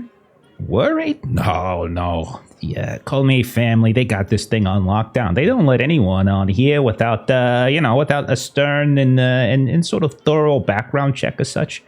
I know that from what I hear, there's the governor and such aren't particularly happy with this whole enterprise out here on the water, but the legality of the situation's really murky, you know. So I don't really think we're going to expect anything crazy like a raid or something. If that's what you're worried about, don't worry about it. No, not at all. I just, you know, sometimes that, you know, I can look a little bit in the know with some of my friends if I can say, oh, I know that, you know, so-and-so is going to be here tonight, and then they show up. I was just wondering if you might have a few tips on, you know. I see what you're talking about. You're talking about like celebrities and such. Oh, yeah. Yes, we always get a few. Mostly the dames, to be honest. They're the ones who kind of come out a little bit more than a gentleman do. I think between you and me, I think that the actors they act a big game on screen, but then when they're face to face with actual mafioso, they feel a little intimidated. Not the dames though. The dames, they love the danger. All due respect, of course. Oh no! See, I heard a rumor that sometimes Olivia Clarendon comes to these. Does that happen? Sure. I've met her 2-3 times now. Absolutely. Yeah. Oh, she's a sweetheart. Very, very private. Doesn't she? Usually her and her friend, Miss McAvoy. They usually take one of them corner booths over there. Most of the time, it's when Mr. Wakone himself graces the presence. Usually, they're not here too early. They kind of come somewhere in the middle of the night and such. As far as I know, unless she's got that premiere, I don't really keep up with the papers as much as I used to. It's not really my scene too much. But yeah, if she's here tonight, she'll probably be here somewhere midway through the night. They like to make an entrance. Mr. Wakone is a very generous man. Very friendly. Well, see, now that is the kind of information that will get me a little cachet with my friends tonight when I predict where they might sit and when they come in. So, and she looks for sort of like a kind of tip jar kind of an area. And there absolutely is one. You can see right at the edge of the stage. You draw. Yeah, that's so very kind of you. It's so very. Oh, man, that's too much. It's too much. We barely played anything. Well, it appears that those who are making the most requests do not appear to have found their way over to your tip jar. So, the appreciation needs to come from somewhere. Well, you're very, very kind. And if there's a song that we could play for you as a way of saying thank you, I would be more than happy to get me and the fellas to play it. Are you sure? He kind of looks at you.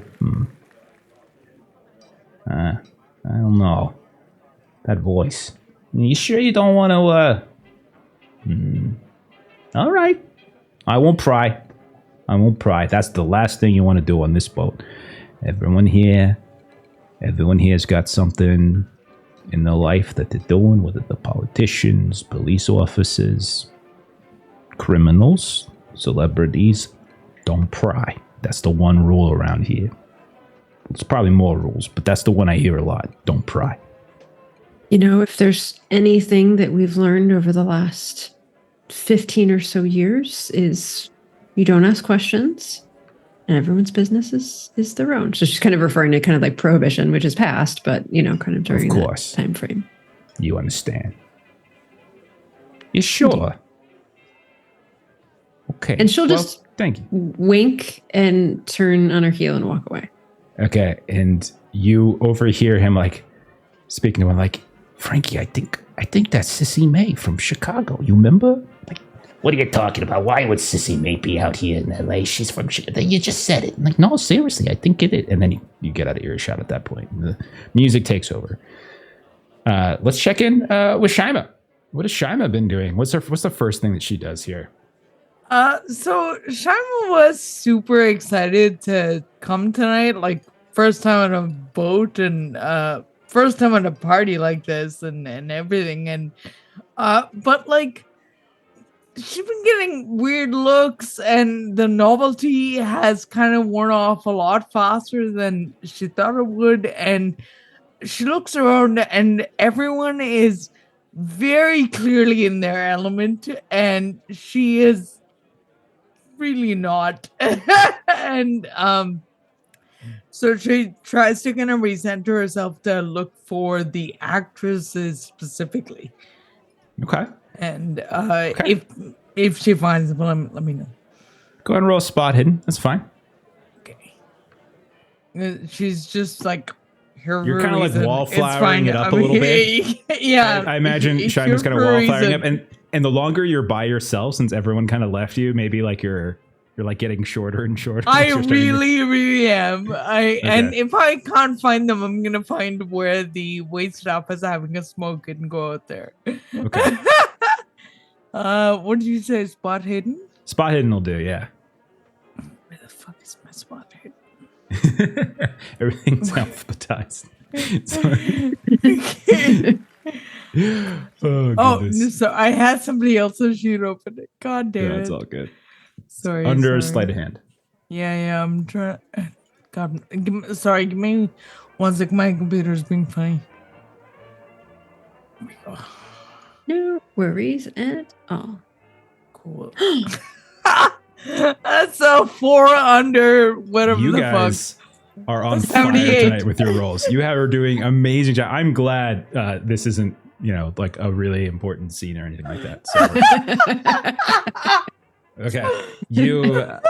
You notice as you're sitting there, you're getting more and more wallflower. A couple folks have kind of come past you and and you just kind of overhear. I'm like, They're gonna probably have to put an extra couple inches on this roof if they're gonna let folks like that in. And you just hear these Gets little even voices. smaller. Yeah, and you just get a little smaller and smaller. Yeah. And then maybe you hear like a woman's voice. It's like, oh my God, you call that a lady? She can't even stand up straight. Oh, goodness. You're giving us all a bad name. They just kind of scream out. And like it's just vicious after a while. Yeah. And just as it looks like you're ready to turn and go find. She's like, about to burst into Yeah. tears. You turn to go back down the hallway and you bump into somebody. And when you do that, you hit a guy who is roughly your height, and you hit him right in the chest. But that's And he's just like- hugely surprising, first of all, because very few Yeah. people are her height. And you look up, I think she's surprised. and you see a man who has two beautiful women on either arm. And I got a picture for you. I will share with you now. And he's very tall. He's not particularly like he's very tall and kind of lanky in some respects, but you can tell he's kind of filled out. Kind of well combed hair, clean shaven. You notice that he looks very friendly in his face. In terms of his mouth, he kind of smiles, but his eyes, there's something about his eyes that kind of give you a little bit of the creeps. And he just says, "Well, hey there, where you headed to there?" I'm sorry. I'm so sorry. I just Oh no, I no, think no I reason for was you in to. some people's way. I'm just trying to get out of people's way. I'm You're sorry. not in I'm so anyone's sorry. way. Well, you're kind of in our way a little bit. And you look to your left. You look to his left, and you look to his right, and you see Olivia Clarendon and Evelyn McAvoy. And in the middle, standing up, right between the two of them, is Massimo Akone. He's like, no. You head on back in there right now. You're getting in our way. Now, come on. And they're like pushing the three of them. They're blocking the hall as they're moving. And you know what this is? Come on. You look a mess. Are you crying? You crying there? No, oh God, I'm so sorry. This is And so you- embarrassing. I'm sorry. The raven-haired woman is like, Maxie, stop. Could be nice. She's having a. Are you okay, sweetheart? Did someone do something terrible? Did No, someone say no, something I mean just, to you?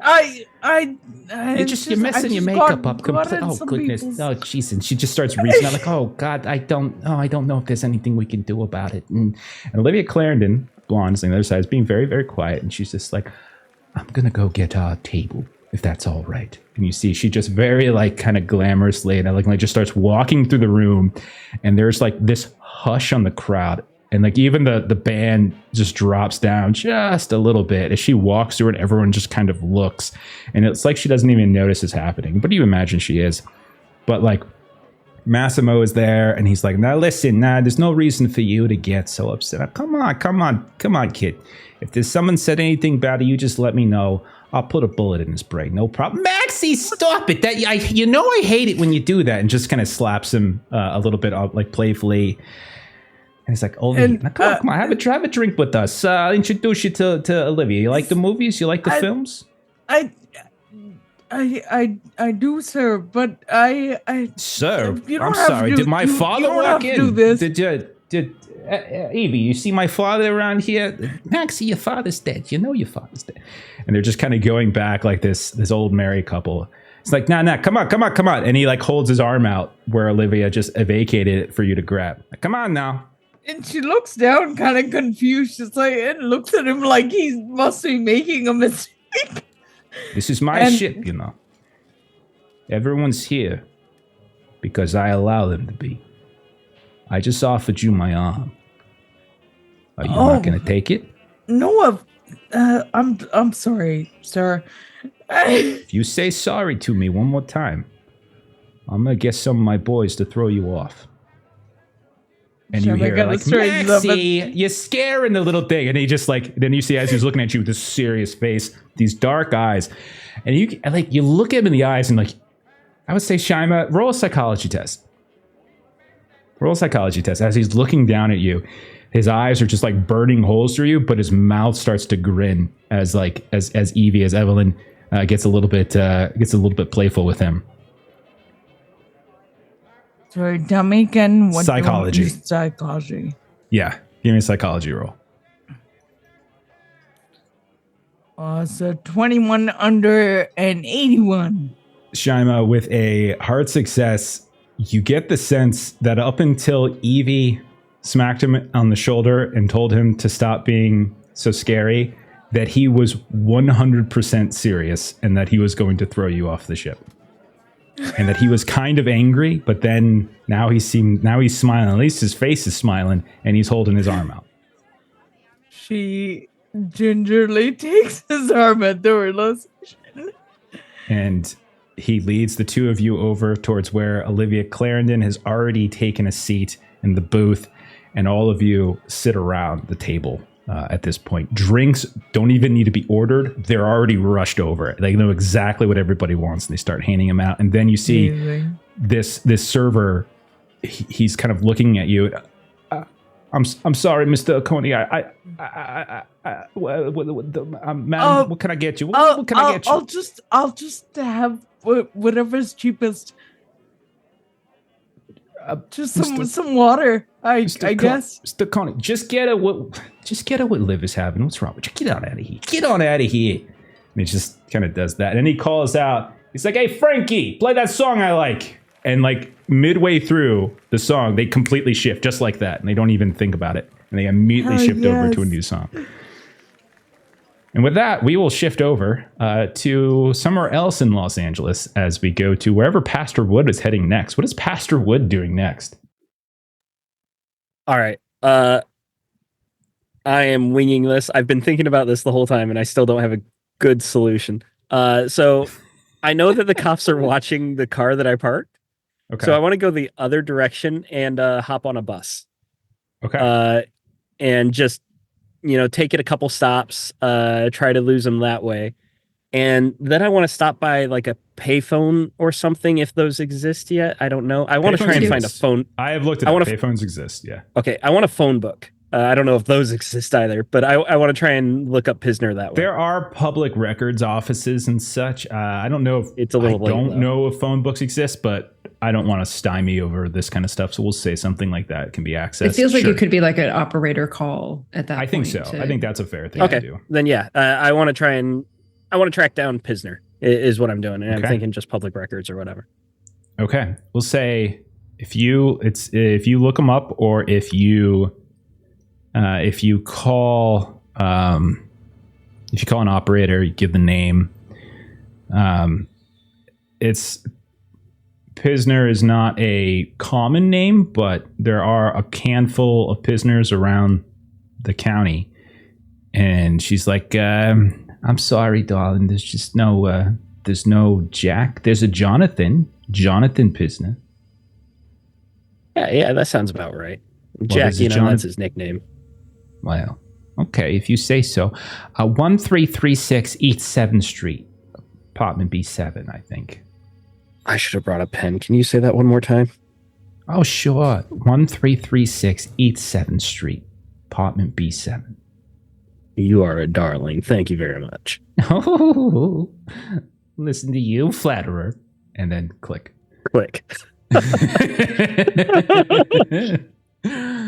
Somewhere. And I start heading that way through Mrs. public Pastor transportation. Wood is like, okay. Yeah, what are you doing? she wakes up.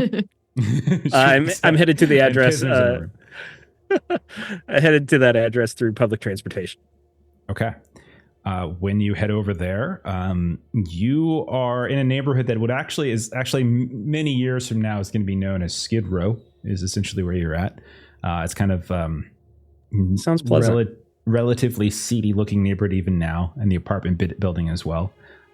You can see that there are more than a handful of people loitering around in alleyways, on streets, some drunken, some insubordinate. You don't really see much of a police presence, but there definitely are eyes everywhere. A handful of the apartment buildings that you look up at this relatively dark building are lit, but not all of them. What would you like to do? So the address is an apartment building then? Yeah, it is an apartment building, number B7. I want to go to someone who looks like they loiter quite often in the area. And Okay. I want to ask him, hello, I'm looking for a friend of mine, Jack Pisner. I believe he lives around here. You wouldn't happen to know if you've seen him around? And they... Do I look like your fucking secretary? I pull out my wallet, take out $10. What's your spending limit for $10. the day? Is it 10? Amazing. Okay. Roll a test to see if this $10 is enough. You can get we can make it whatever you want, whatever it is, like whatever technique you're using. If you're just Persuade, I persuading. think. Sure, that's fine. I'll take some audience boosts. I'll Of take course you two. will. Of course you will. Didn't need them though. 52 under 80 would have been 60. Okay. All right. So, between the bribe and your persuade, he takes it and he's like, Maybe I do look like your secretary. Anyhow, what do you want, sir? Cup of coffee? Little pat on the bum? I'm just wondering if you've seen Jack around. Jack. Yeah. Jack Pisner. What does he look like? I'll give him the description that Patrick gave me. Ah, yeah. Squirrely looking fella, hook nose. Yeah, I know that guy. Yeah. You better be careful around here, bud. Yeah. You're lucky you talked to me and not to that guy over there or that lady over there. He's got a little bit of a network. You know what I'm saying? But Oh, really? But you've He's that kinda guy? Oh yeah, but don't worry. You purchased old Billy's loyalty at least for the next day. I will like force a chuckle out just to like emphasize the camaraderie, but it's pretty clear that Pastor Wood's not feeling humorous. Have I seen him lately? He's not in there now, if that's what you're talking about. I don't think he is anyhow. Oh, Haven't that's seen him. unfortunate. I was hoping to speak with him. You wouldn't happen to know around what time he normally comes around? Do you have any habits or anything?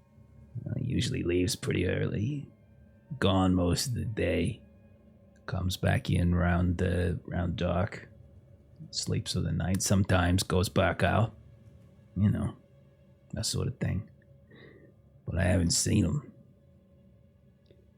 But I did hear something. Oh, really? And what was that? I hear that he's on the hunt. You know, that's what he does. On the hunt? He's a hunter? Well, something like that. Yeah, he apparently, you know, back in the war, you know, he was a tracker type. You know, what do they call him? Sort of like assassin-y, you know. Send him in somewhere, take someone out. Made it look like someone just slipped and fell on a bar of soap or something. That kind of guy. I appreciate the information. You said your name was Billy, right? It's a pleasure to meet you. I'll go ahead and...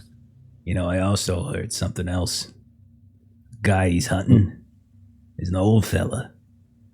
Got a bit of a southern drawl. Well, it's a good thing I'm not old then. Of course, you're absolutely right, sir. You are not old. You got a lot of years left in you. Well, I feel more fortunate now that I've got a friend like you. And I'll take out of my cash another $10 and give it to him. Because he's like, as you're doing, he's like, $10 will get me as a secretary. Ain't gonna get me to be your friend. And you hand him over the other. All right, old pal. What do you want? Nothing much at all. Just forget you even saw me. How about that? Absolutely. Easy to do. No problem at all. Now, I can't necessarily say that all these other folks are gonna forget that you were here, but maybe you have more $10 in there to start handing them out. Fortunately, I don't have that kind of money. I appreciate your willingness to help me out, but I think as long as I've got you as a friend, I don't need to worry about the others, do I? You're pretty perceptive for a young man. Don't worry. Well, there, I suppose pal. I'll just continue to enjoy this nice night air. Sure. And you definitely shouldn't go enjoy it over on 14th. Little Irish bar. Definitely want to not go over there because you probably wouldn't enjoy it.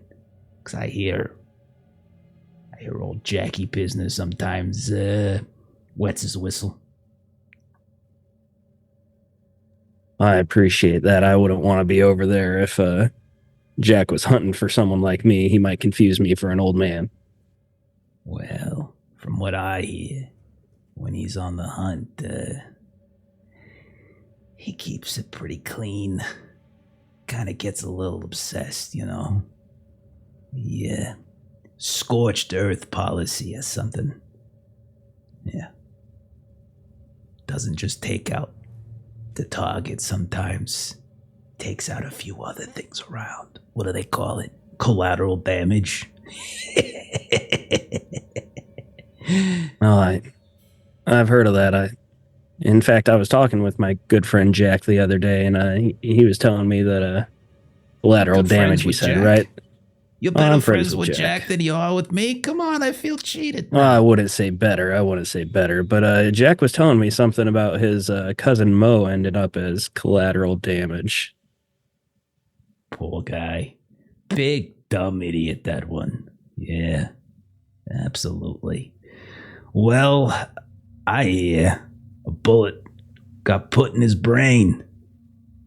Made me laugh a little bit, because I imagine that bullet's probably bigger than any brain that's ever been sitting inside that skull. I'm sorry, I don't mean to speak ill of the dead. Well, Billy, I appreciate your friendship, and hopefully I'll see you again soon.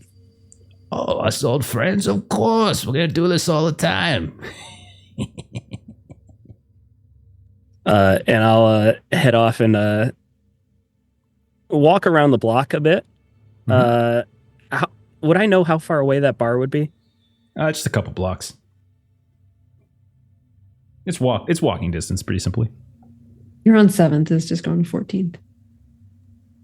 Yeah, I suppose I'd go to the bar first. I really wanted to break into his apartment, but I'd rather see him Okay. if he's there.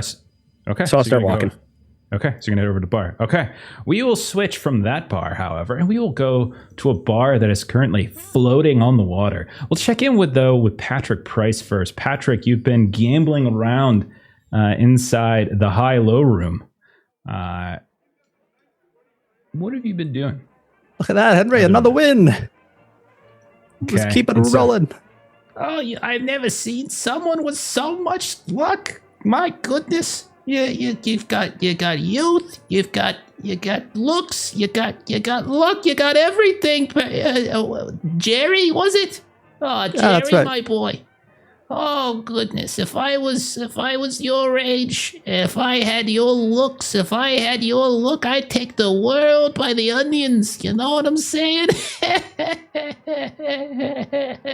Buy me a drink? Of Eh? course. For that good advice, All old pal.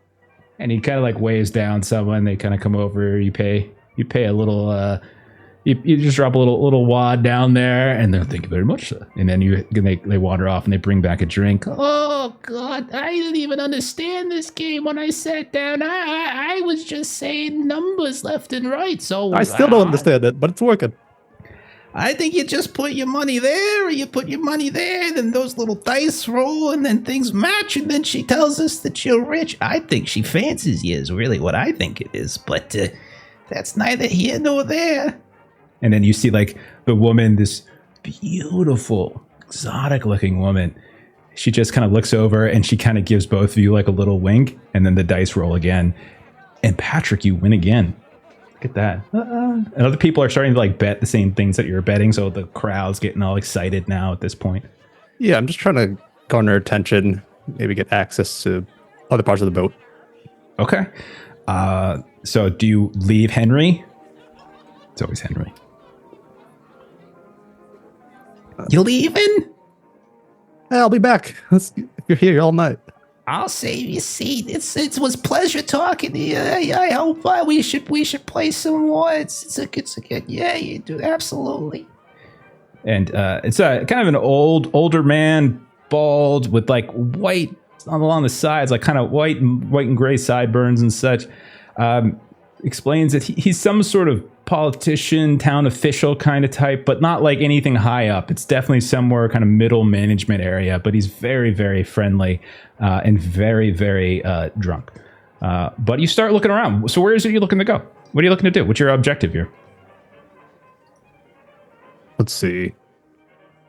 I know because there's like the sex parties from the photos that are like on boats. So I'm trying to find those rooms. Maybe the sex parties were the photos were of a very lavish and elegant place. And you did see outdoor and indoor. There was nothing to suggest that was on boats. Okay. Yeah. I'll still try to get access to those places just to investigate those. Just want to look around. You want to try to sneak into places you're not supposed to get. Yeah. Okay. That's a stealth, buddy. Unless there's another tactic that you want to take. Stealth is pretty good for me, so I'll roll it. All right. Give it a rip. At a 60. You guys never see Patrick again. Or Jerry. At a 53, regular success. Okay. So as you I mean the definitely the boat gets fuller and fuller, more people start showing up. You hear down the hall rumor that Mr. Kone has shown up and the party's really getting started. You hear whispers, Olivia Clarendon's here. I saw Evelyn McAvoy. And then they're like kind of dropping all these different names of various folks, like professional athletes and professional, like professional musicians and such and such. And amongst the crowd, you try to sneak around. You look for places where most of the patrons aren't going. And what you do is you really kind of find the holds of the ship. You kind of sneak on down, and the only people that come and go down here seem to be folks who are working the ship. And so you manage to see the door kind of closing once, and you just stick a foot just before it closes. You wait a couple beats, look around, and then you slide in, and you slip on down into the holes of the ship. Various cargo things, just like the level above, have been partitioned in such a way as to kind of like retrofitted, and like you can hear voices. You can see there's some lantern light around. Very dark down here, nonetheless. But you can hear some voices, and people are kind of calling out, and it's just like they're basically calling out for different booze and such like that. Like they're calling out for this ingredient, that ingredient. They go, "Hey, where'd you put the rest of this? Where'd you put the rest of that?" You hear those types of things, and people are calling out left and right. So what do you want to do down here? Just snoop around into the crevices, boxes, whatever I can find. Okay. If you just want to if you move around, peeking, take an inventory of things, I'll tell you what you find is a whole mess load of booze. Just so much. Like there is just an alarming amount. We're talking everything from hard liquors to wines and champagnes and things like that. Some that look extremely fancy and expensive. Some that look more kind of homemade and such here and there. You find that there are entire stacks and stacks of cigarettes, of cigars, some of which are extraordinarily fancy. You don't really notice any kind of anyone messing with them. Like, you don't really see like people switching labels or anything like that. Everything seems pretty much on the up and up. You also find what looks like some crates as you start peeking around in them. Drugs. Like, it's more illicit stuff. You see like kind of bricks of this, bricks of that. You would probably be able to recognize things like cocaine and opium, stuff like that. But that's about it. Yeah, not too surprising knowing the family Yeah, nothing name. really surprising. Yeah. I'll sneak a pack of cigars out. Sleight of hand, buddy. Sleight of hand. Sleight of hand is 60. Stealing from a mob family? Hey, 11. You are the luckiest piece of shit. Extreme success. Extreme success is 11 under 60. You freaking guy. Yeah, you get the highest quality cigarettes or cigar, whatever it is that you would have wanted. You grab, you tuck it under your coat, and you slip back out into the crowd. No one's the wiser. All right? Okay. Anything, where would Patrick be heading next? Where the crowds have gathered. You start heading over towards the lounge. You start looking around for your friends. You see Shima in a freaking booth with Olivia freaking Clarendon and Evelyn freaking McAvoy and the guy who apparently Beverly said was the head of the LA Mafia. And there's Shima in a booth with them, drinking, and Unbelievable. there's music playing. Yeah. Look at that. She works fast. Beverly and Ed, have you been circling around? Maybe you've been dancing a few times here and there. What would Bev be up to when Patrick comes back? And what has Bev been doing? Think maybe, so they've been dancing, kind of making the rounds, meeting friends and stuff. Drinking. And I think at one point, Ed did. I mean, I thought his body Ed's was a an entertainer. temple. What? Well, he's like, now, darling, my my body is a temple, but sometimes you need a little pick-me-up to make it through the evening, you know? Got to keep up with me, I see. All right.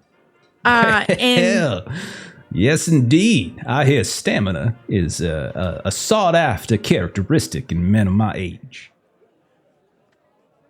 yes. And she just kind of nods and pats his shoulder. And she's gonna wander over to the games where they're like blackjack and all that. Yeah. And He's following along. yeah. Like a puppet dog. Yeah, and she's just kind of like getting the lay of the land. And she's wants to find like a table that's not super active and maybe like engage with the person who's working. Okay. All right. So you notice that the place that probably has the least, I mean, every one of these rooms, none of them are like empty. They all have people in them. It is like this whole ship is just there's very packed. few quiet places, but of all the places, it does seem like the blackjack table is actually the quietest. There definitely seems to be a lot of excitement in the roulette area and the slot machine area and the high-low, because everyone's like kind of excited. It's the new thing that everyone's sort of excited about. And then the slot machines are making noise and they're bright and they're making a lot, this and that. And then everyone with the roulette, you hear them all kind of shout out and scream together. But the blackjack, it seems to be the quieter of the rooms. Yeah, so she'll sit down to play, and then maybe turn to Ed and see, I finished my drink a little fast. Would you mind running and getting me another one? I would be more than happy to, my dear. One moment, please. And he's kind of looking around to see if there's like a server in here that he can get it from. But if he does, well, I'll just run to the bar really quick. You're going to be fine without me. I'll be waiting. None of these gentlemen are going to steal. This lady right here, none of y'all gentlemen, there ain't no gentlemen in here, are there? And they all kind of look up at him, and a couple of them laugh. Others like kind of look at him all curmudgeonly, like, man, fuck off. Like, you kind of get a little bit of a mix of reaction. And then he heads off to get you a drink. So you're by yourself for a moment. Yeah, so she wants to like strike up a conversation with the dealer. Okay. I'm looking for a bit of a pick-me-up.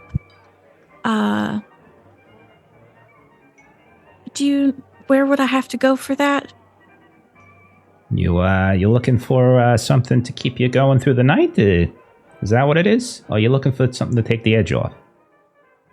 And she would describe more of like what the people who seemed to like go off into where she thought like the nectar was and like Sure. what they were like when they came back. Okay, well. And he reaches underneath the table. He pulls out what looks to be like this little token. You just head on over down that hall. Up to that big fella over there. You hand that over. You tell him what you want. You give him a little bit of money. You give him a little bit of extra if you want it clean. And there you go. Bob's your uncle. What? Thank you. When that handsome man comes back, can you just tell him I went to the powder room? Handsome man? I'm sorry, madam. I only saw like an old man with you. And she just winks.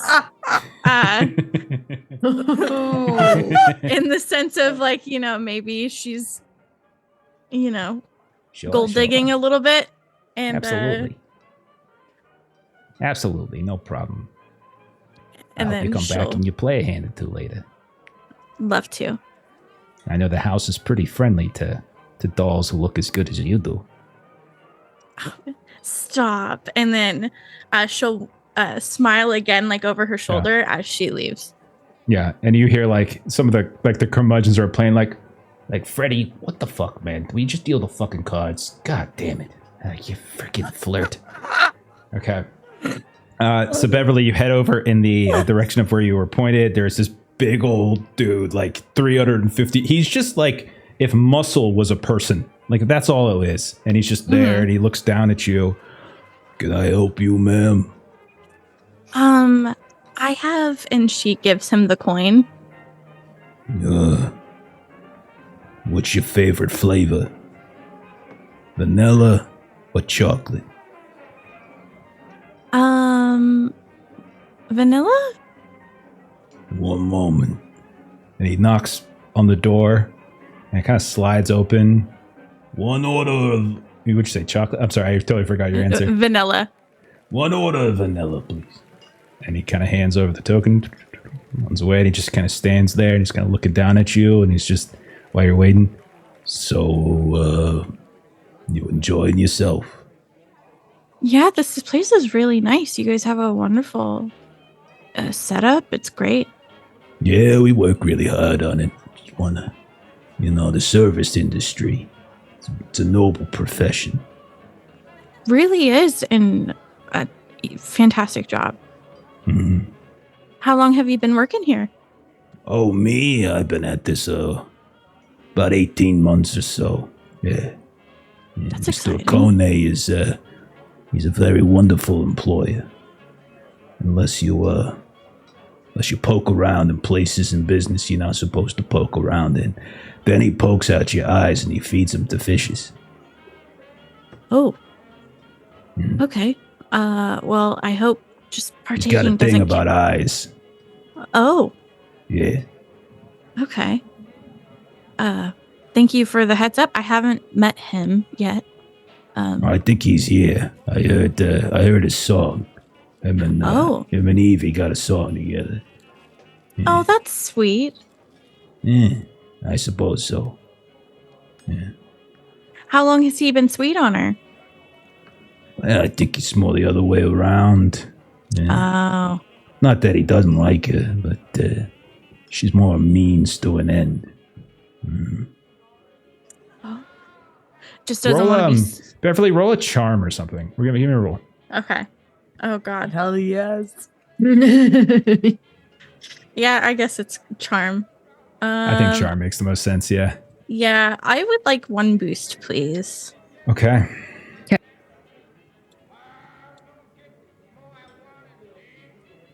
God damn, Yeah. 79. You can spend luck, or you could push it if you want.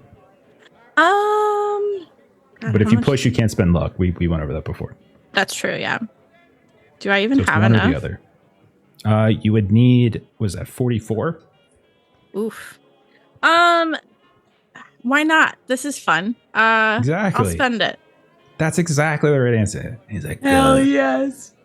I'm not really supposed to say, but you know, the cops have been getting kind of uppity. You know, I mean, there's plenty that we got on the payroll and such, but there's some Boy Scouts out there. No one likes a Boy Scout, but there's some out there, and they want to crack down and get in this trade and that trade.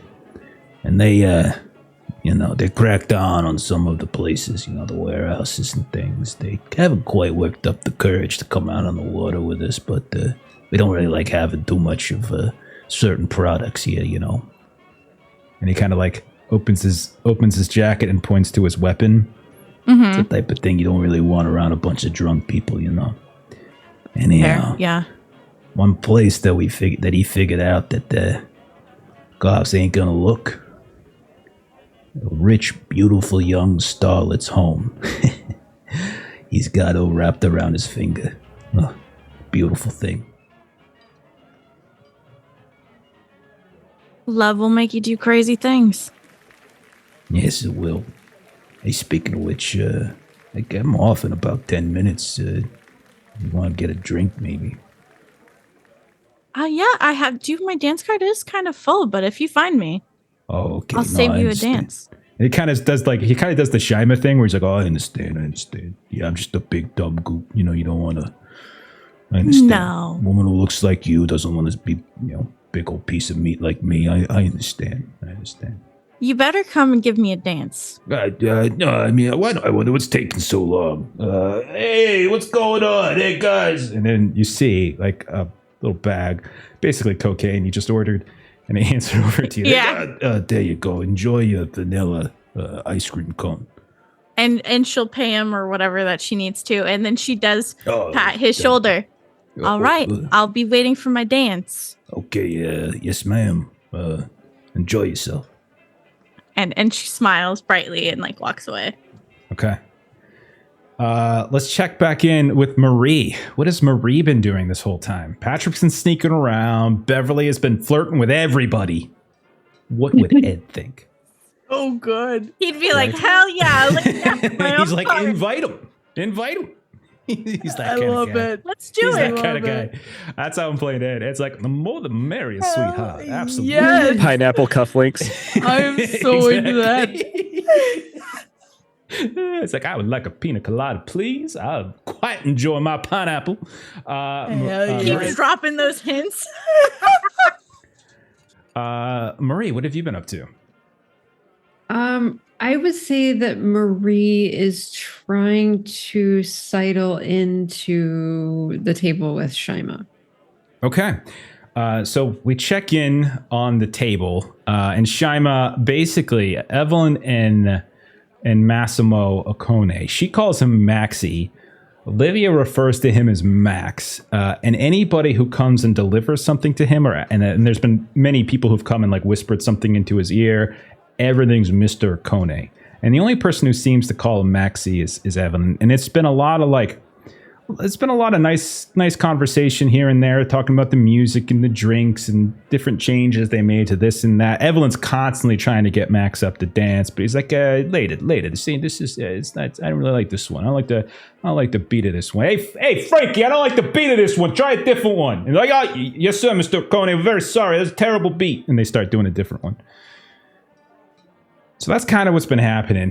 Shima, how have you been handling the conversation? What have you been up to? So at this point, she's just kind of taking in the conversation. But up until this point, she has done that very typical Shima thing of talking a mile a minute and being very hunched and just kind of like, I'm so sorry. This must be so embarrassing for you. I didn't want to be in anyone's way. I was just trying to get out of it. Hey! Enough. What the heck? Stop with you apologize. You keep going on. You're braying like a mule over here. Calm down. And okay? she looks over at the last woman who said like the meanest thing. And she kind of looks back to her, was like, I've just never been to a party like this. Did she do something to you? Is that what this is all about? No. She did something to you, didn't she? No, she didn't. Joey, come here. See that woman? Throw her off the side of the boat. Yes, sir, Mr. What? Code. No! And you look as he goes, and he comes up to the woman and just grabs her by the arm. Another one, they start trying. He's like, "What? What's happening? Oh, what's happening?" And you just hear her voice as it disappears down the hall, back up. That's nice. And everyone, like, there's a pause where everyone's like, "What the fuck?" And then they're like, "Oh, Mr. Kone did that," and everyone goes back to normal. Shima is certain she Evelyn's has just like, misunderstood something. and Evelyn's just like, "Oh, Maxie, you're such a sweetheart. Oh, look at him. Look, he looks like he's a big, angry, mean mobster, but he's such a sweetheart. Look at him.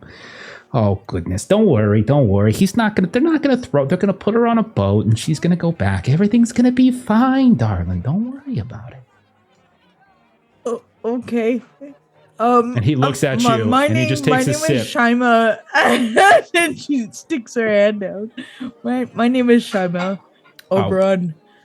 I'm sure you know who we are. And she's like, "I'm Evelyn. You can call me Evie. Evie's just totally fine. This over here is my dearest friend." And she like wraps an arm around Olivia's neck and just pulls her in. And you can see Olivia is kind of like, she's like slightly reluctant. "This is Livy. Come here. This is Shima. This is our new friend Shima. Charmed to meet you. How are you? Enjoying your evening?" Yes, ma'am. Thank you for the invitation, and thank you for allowing me to be here on this beautiful night. Darling, you have a confidence problem. I think the three of us can all see it. Yeah, it's pretty fucking clear to me. Like, my goodness. And he's like, you're bigger than half of my guys. What the fuck are you not confident about? I'm pretty sure there's like half the boat you could probably get in a freaking stranglehold and just break the necks. What are you so worried about? Old broad like that says something mean to you, you just cock her right in the freaking neck. Then she ain't gonna be saying nothing no more because she can't breathe anymore. Super easy. Badly an inconvenience. I maybe that's the problem, is that and she kind of starts to say something and then quiets down. Oh, here we go again. Shima, seriously, do you think a man such as me, you know what I do, right? There's no secrets here. I mean, you know what I do. Not really, sir. Don't be ignorant in front of me. Don't be naive too. Come on. You know who I am. You know the Akone family. What are you, is your first day in Los Angeles? Come on. It's insulting. Second. I stand corrected. Second. Fair enough. My point is this. You can tell I'm a very successful individual. I'm not bragging. That's not what I'm doing here. I'm stating a fact. I got to where I am not by being some sort of wallflower. Not by apologizing, not by worrying about what this person or that person has to say about me, and not about feeling guilty about what God has gifted me, which is a beautiful face, a beautiful mind, and a whole hell of a lot of people who do whatever the fuck I tell them to. God, for some reason, has gifted you. Well, you're bigger than most of my men. Use it. Don't hide from it. Use it. Someone starts giving you glib shit. Stand up straighter. Don't slink down. You get bigger. And you get close to them. Right up in there. Where they can smell whatever it is that you had for dinner that night. And I'll tell you this. You do that, no one's going to be calling you names anymore. You understand what I'm saying? Something clicks, which for probably the first time ever. And she kind of looks at him and is like, thank you, Mr. Kone. She kind of straightens up. Call me Max. Let's get you a real drink. Get that out of there. Get that out of there. Hey, come on. Bring the good stuff. Let's go. Let's go. May I try what you're having? Yeah, you want one of these? Sure. Yeah, come on. Two more. Come on, two more. And like you can see, like the guy's like, he was trying to give drinks to somebody else, and he just drops them on the ground and runs back to the bar and gets a different one. And it's at that point where you start seeing Marie is like kind of hanging out, kind of around by the bar. Mr. Max. That's Mr. Max? That's not even close to what I told you to call me. Max. There you go. That doesn't sound right. Can I call you Mr. Okone just for a little while, please? Kid, I don't think you took my lesson to heart, but yes, Mr. Okone, please put us all out of our misery. Mr. Okone, can my friend join us? She's a wonderful singer, and He looks over. Are you're friends with her? yes,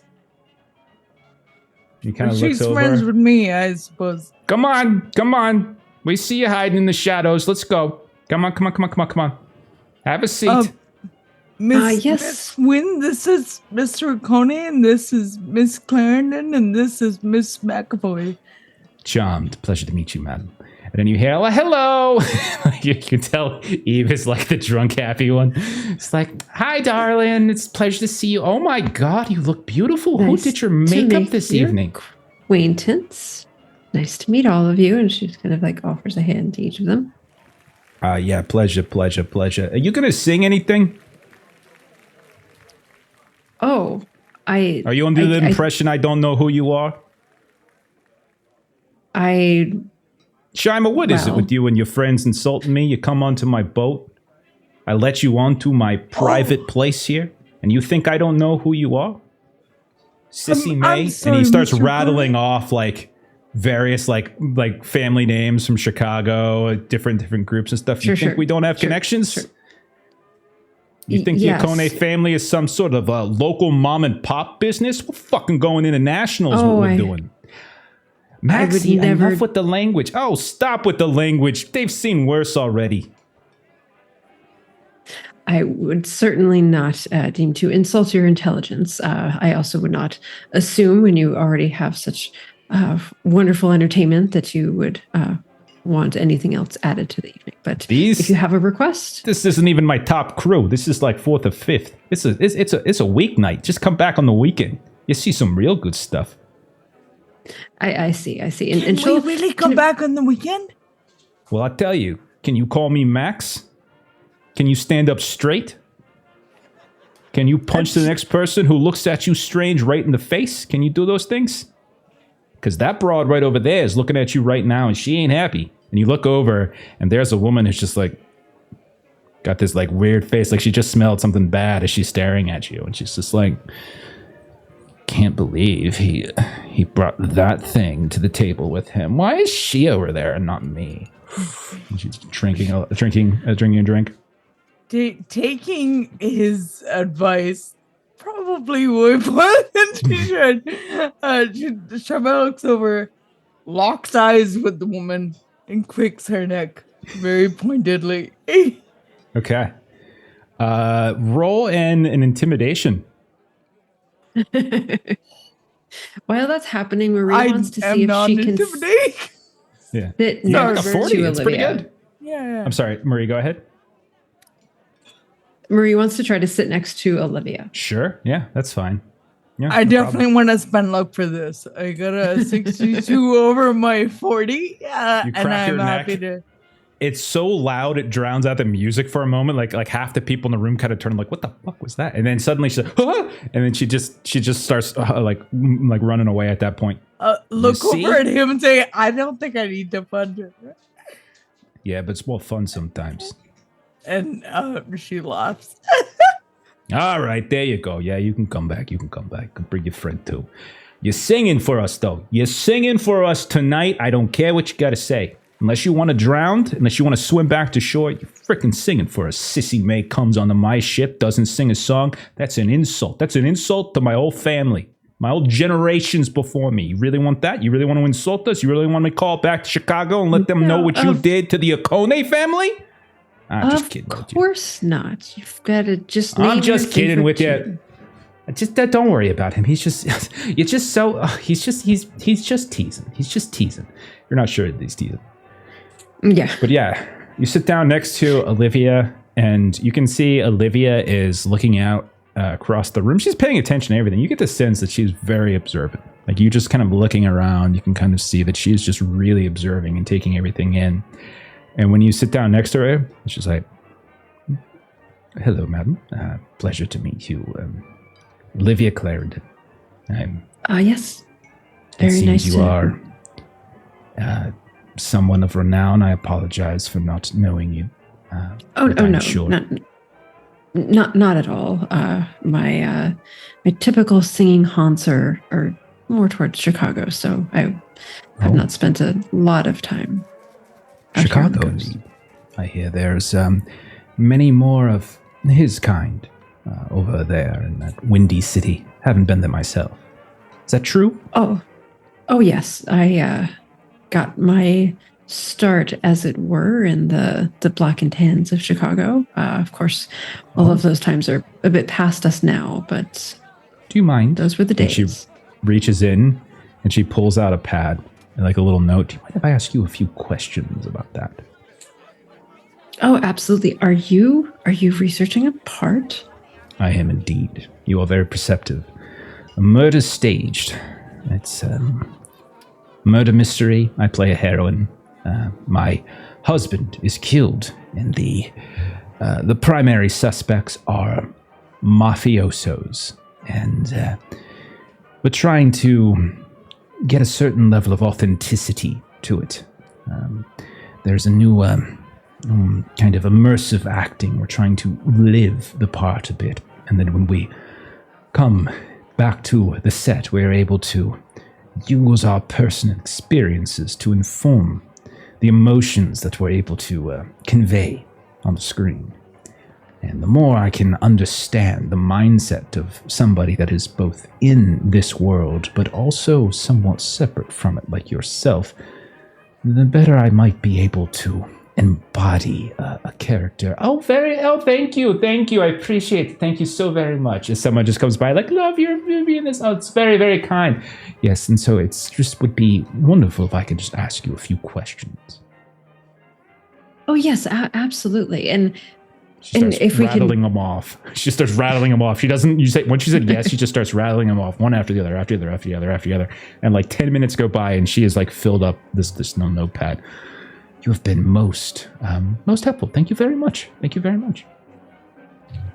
Yes. And Marie's goal was to try to see if she could kind of get Olivia to sort of separate a little bit Okay. from Akone. So I imagine he's being a little bit blustery and she's sort of like intention.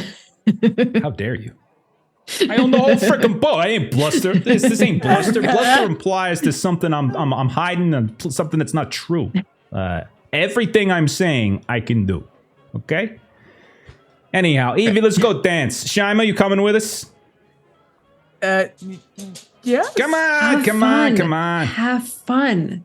And she's sort of like, she kind of motions with her head that she's sort of trying to chat with Olivia. She's like, go have fun. So Shema will go. And so you see he just does her like, dress the entire way. he's doing like the white man underbite. He's like, or overbite, just kind of dancing here and there. He's not the best dancer, but everyone's like, oh my God, Mr. Kone is just such a great dancer, such a great dancer. Oh my God. As you're dancing. Okay. So yeah, you've kind of got the table to yourself with Liv.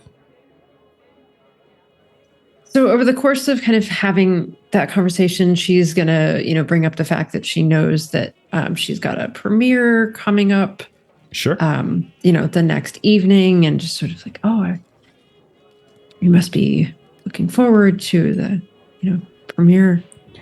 To be honest, darling, I don't even really remember the movie all that much. It was so long ago. They keep me so busy. So busy these days. Sometimes I long for the days when I was just beginning and I didn't have to have every moment of my time taken up by this press tour or that interview or this rehearsal or that dress fitting. Fame is a fickle mistress.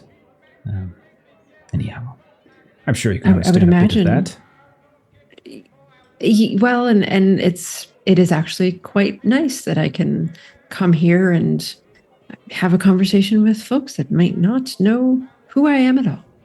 And that Well, that was the intention of me coming here, and the whole point is that there is a certain reliance on anonymity on these ships, but some... Yes, thank you very much, thank you so much, as someone again passes by. But some people just cannot seem to resist thanking me for my movies, and don't get me wrong, I'm quite pleased, but there are times when I just want a moment of peace.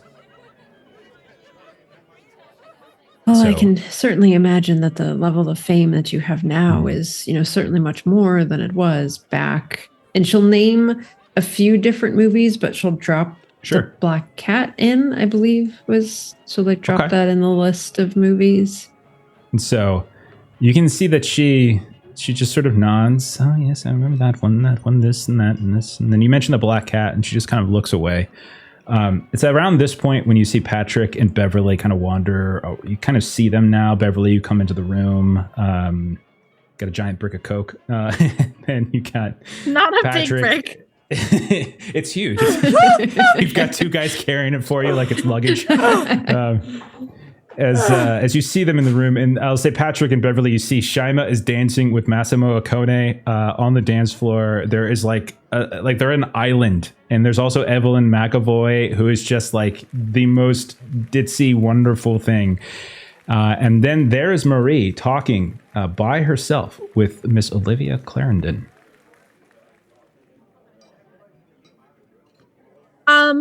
I think what would Patrick do? What's Patrick doing? I immediately jump on the dance floor. Okay. By yourself, just your own little, Jiggy with it. energy. Okay. All right. Maybe Okay. I love it. Beverly's getting her dance with that guy with the security guard. Okay. Like, he comes over nearby. I got someone to take the post for me early. Do you would you like to Oh, I'd love dance? to. And so we're dancing kind of near Shima, but we're blocking Marie and where she is. So we're kind of in the way to give Okay. them a little bit more privacy. You're moving around, and as you turn, you can see there's Ed standing there, 2 drinks in his hand. He's like, "Hello, darling." Hi. And she just waves back. Oh, She blows him a kiss. Beautiful princess on the floor. Oh, lovely, lovely indeed. Let that hair down, girl. And he just kind of shouts out. Yeah. Patrick, give me what's dance? Give me like a dex test or something. Can do one of those at a 60 dex. You are I'm on fire. rolling Roll a 10. on fire. That's a 10. Holy crap! You're dancing. And Marie at the table, you hear, well, oh my, who is that? I wonder who that is. Look at the confidence. All by himself, just like that. And you look over, and there is Patrick Price, just dancing by himself in the corner. And she's just like, well, it's just that sort of individualism that I just respect, the confidence of it all. I quite like your friend Shima, but she has a confidence problem. But this one here, well, not a bad-looking man either. And she's just sort of like staring him up and down a little bit. And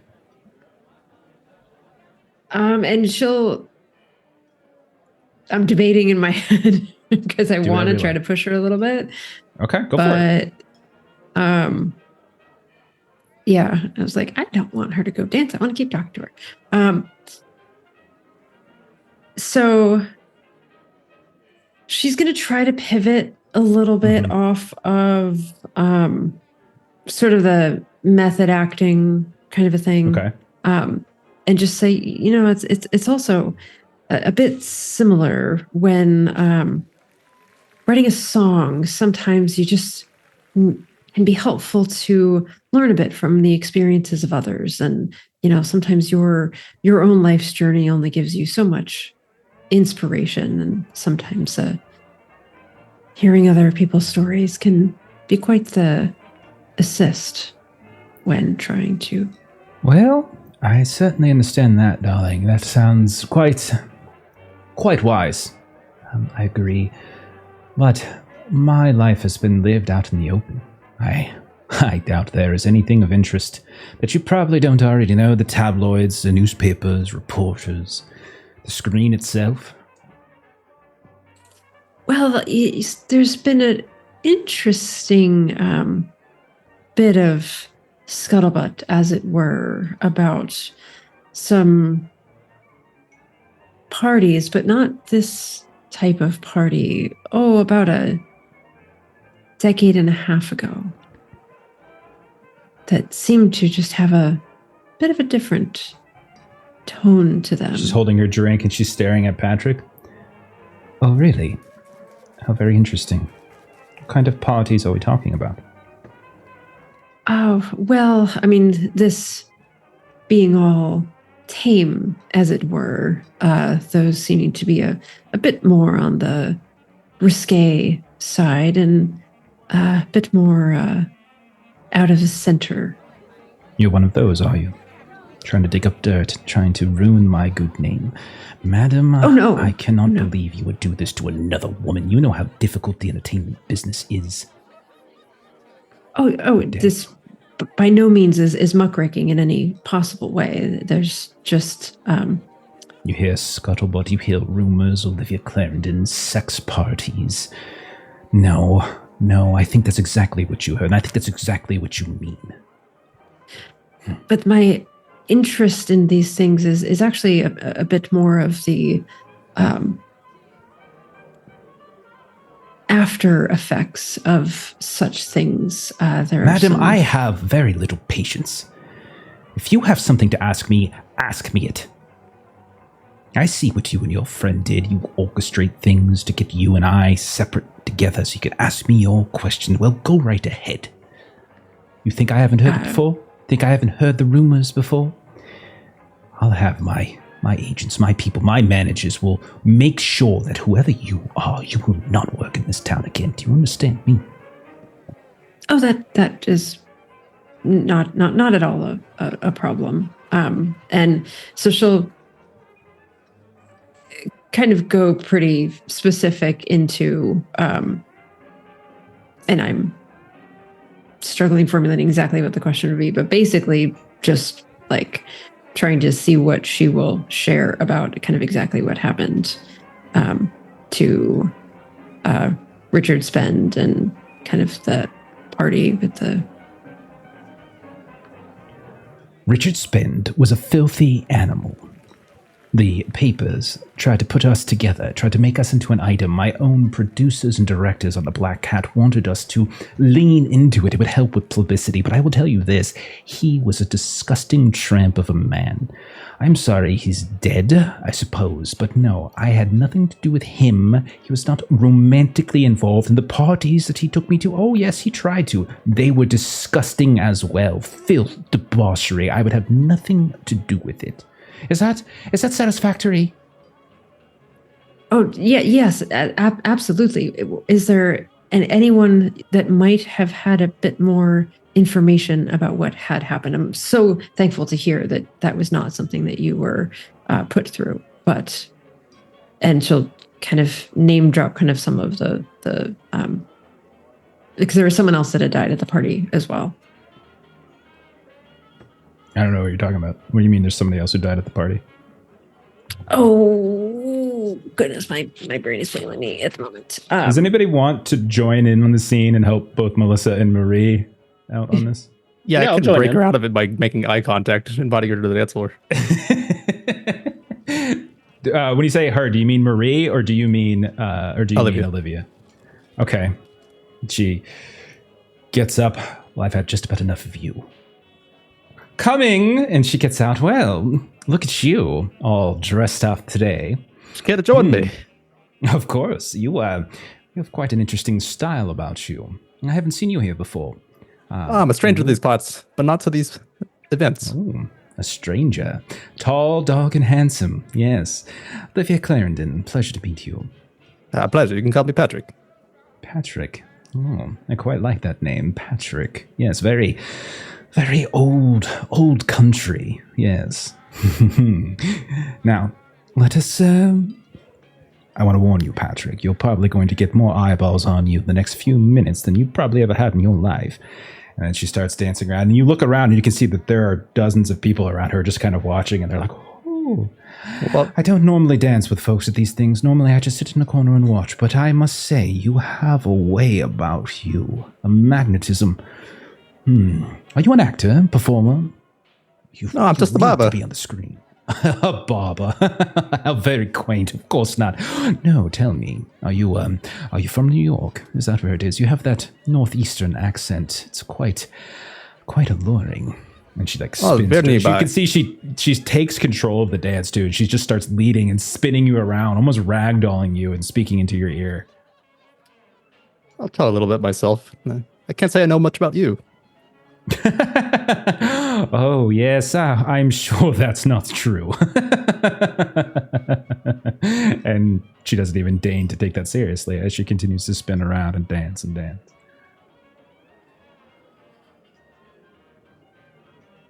All right, and then Beverly, you're still dancing. You got the big guy with you. You see cheering on behind you is delightful and wonderful looking Ed. Shaima, you're in your little three-way dance with Mr. White Man's overbite and Evelyn, who is just like sorority girl, drunk as can be and just extremely happy. She kicks her shoes off and she's barefoot on this sort of, at this point, kind of nasty, dirty dance floor. And then as we kind of cut from there, we see Pastor Wood. We see him approaching what looks like this pub. You can see that there is all manner of these sort of folks outside and inside. It has a decidedly different air about it, where there is elegance and luxury at hand. In one location, we see here the complete opposite. We hear filth, we see filth. And we will pick up next time and we'll end it there. We'll give them time to get their questions in order and what they actually want to get out of this. I got a review. Yeah. Oh, I've got some of what I wanted. So fantastic. Okay. All right. And so we'll pick up there. I'll give them time to sort of think back, go through your notes, put your questions together and see what more you want to glean from Olivia Clarendon, Evelyn McAvoy, Masamoa Akone, who's now Shaima's best friend and mentor. Okay, just punch him in the throat. That's all you got to do. Great. Some people say take him out at the knee, punch him in the throat, because then they can't breathe no more. Can't say nothing, can't do nothing. There you go. So simple, great. easy. That's how I live my life. Okay, and so that's it. Yeah, we'll stop it there. We'll come back and we'll continue. All right. Everyone doing all right? Alrighty. Yeah. Guys, have fun at that Had party. another great session. Such Yes. a great Yes. session. Fantastic. Oh my god. Are you So jealous of great. not being at the boat now, Pastor? Like when you said No, you were gonna be there, I'm like, excited for "Oh, this pub. Steven, I'm excited you for the should pub." Come. You should come. Okay. I like digging up trouble Jeff on could my have own. flirted with you too. Here, Oh, I thought everyone. everybody. Jeff flirts They're with giving me all the somebody to time. I everybody. don't need Call of Cthulhu to do that. I wasn't sure which way I was going to go with Olivia and Evelyn. I knew one of them was going to take a liking to Patrick, and I thought if it was Evelyn, then Massimo would probably kill him. Yeah. And so so I wanted to see what the role was, and it all worked out pretty well. So that was a lot of fun. Okay, cool. That And was then awesome. Beverly's got cocaine for days. For days. You're going to write so many Tiny anthropological baggie. papers. It's ridiculous. Hell yes. All right, let's do some closing plugs and then we'll get on out of here. I know we had a raid earlier, Melissa. I want to say thank you. I know we were in the middle of a scene, so I didn't quite have the name. But let me get that up again and make sure that we give them a proper due. Oh my goodness. I am completely blanking and Melissa's not helping. Sorry. We were in the middle of a scene, and so I didn't Starcrawl write it RPG, down. thank you so much. I got it. Yes. Thank you so much for the raid. Really do appreciate it. If you haven't checked them out, please check them out. Okay, as for us, next game, Monday, we got a fun little special one-shot. Our buddy Chuck over at Defenders of Cobalt and Cannon Otter Studios, he's running a one-shot of his game that is currently up on Kickstarter called Teenage Odyssey. It's built off of the Into the Odd system, Mark of the Odd. We love that system here. We play it all the time, Electric Bashland and others. So come take a look. Watch this. See if you like it. Give it a back, maybe. Lots of fun. Tuesday, same deal. We got another buddy, our buddy Pete from Garblight Games. He's got a game up on Kickstarter called Heroic Deeds. And Steven's mocking me because I moved my shoulders around. But that's fine. Whatever. I'm excited. But come hang out as we're doing another preview of that. It's our third session of that. We're probably going to get Melissa killed. or she's going to get herself killed. So come hang out, see if that game's for you, and maybe you can back that. Thursday next week. Oh my God, so many crazy things happening. Thursday, finale of our Werewolf the Apocalypse Chronicle, episode 20. It actually just worked out perfectly. I'm going to kill all of them when a giant spiritual thunderbird just thunderclaps and kills everybody. But that's what's going to happen. And then Friday, we've got Wrath and Glory, Warhammer 40K, as we starting up a new chapter in our Litanies of the Lost campaign. If you haven't already checked out our YouTube page, Adventures in Lollygagging, make sure you go ahead and give that a sub. You can see all of our current games, our old games, etc. And then, Steven, I feel like there might be something else I should be mentioning, but there might be something else that you should be mentioning. What's that? Are we just dancing together over Zoom? Dancing? Is that what's happening? It's because you didn't get flirt time. So now you That's what gotta it is. dance. So if you I want to got a hear best more friend. of my bad Southern drawl, I am working on a Weird West tabletop RPG called Huckleberry. And if you would like to play it, it is currently in open play testing. I'm running a couple games a week. I actually got to play a game this morning with a couple of lovely people here on this screen. It was a lot of fun. And you can jump in our Discord, join the playtesting channels, and get a chance to play and tell me what you think. You can tell me you love it, you hate it. I'd be happy to play with you nonetheless. Absolutely wonderful. And I think everyone but Long has now tested it. So clearly, Long's a jackass, right? I think that's what it is. My schedule is just impossible. It's just so slammed. It's so slammed. Between all the Maple Story and the League of Maple Legends. Story. So much Maple Story. It's just ridiculous. Okay. We're going to raid Dork Tales. We're playing, looks like some D&D, I guess. So go ahead and follow that raid. Have a great rest of your night. Great rest of your weekend. We'll catch you on Monday. Bye-bye, everybody. I'll be seeing you.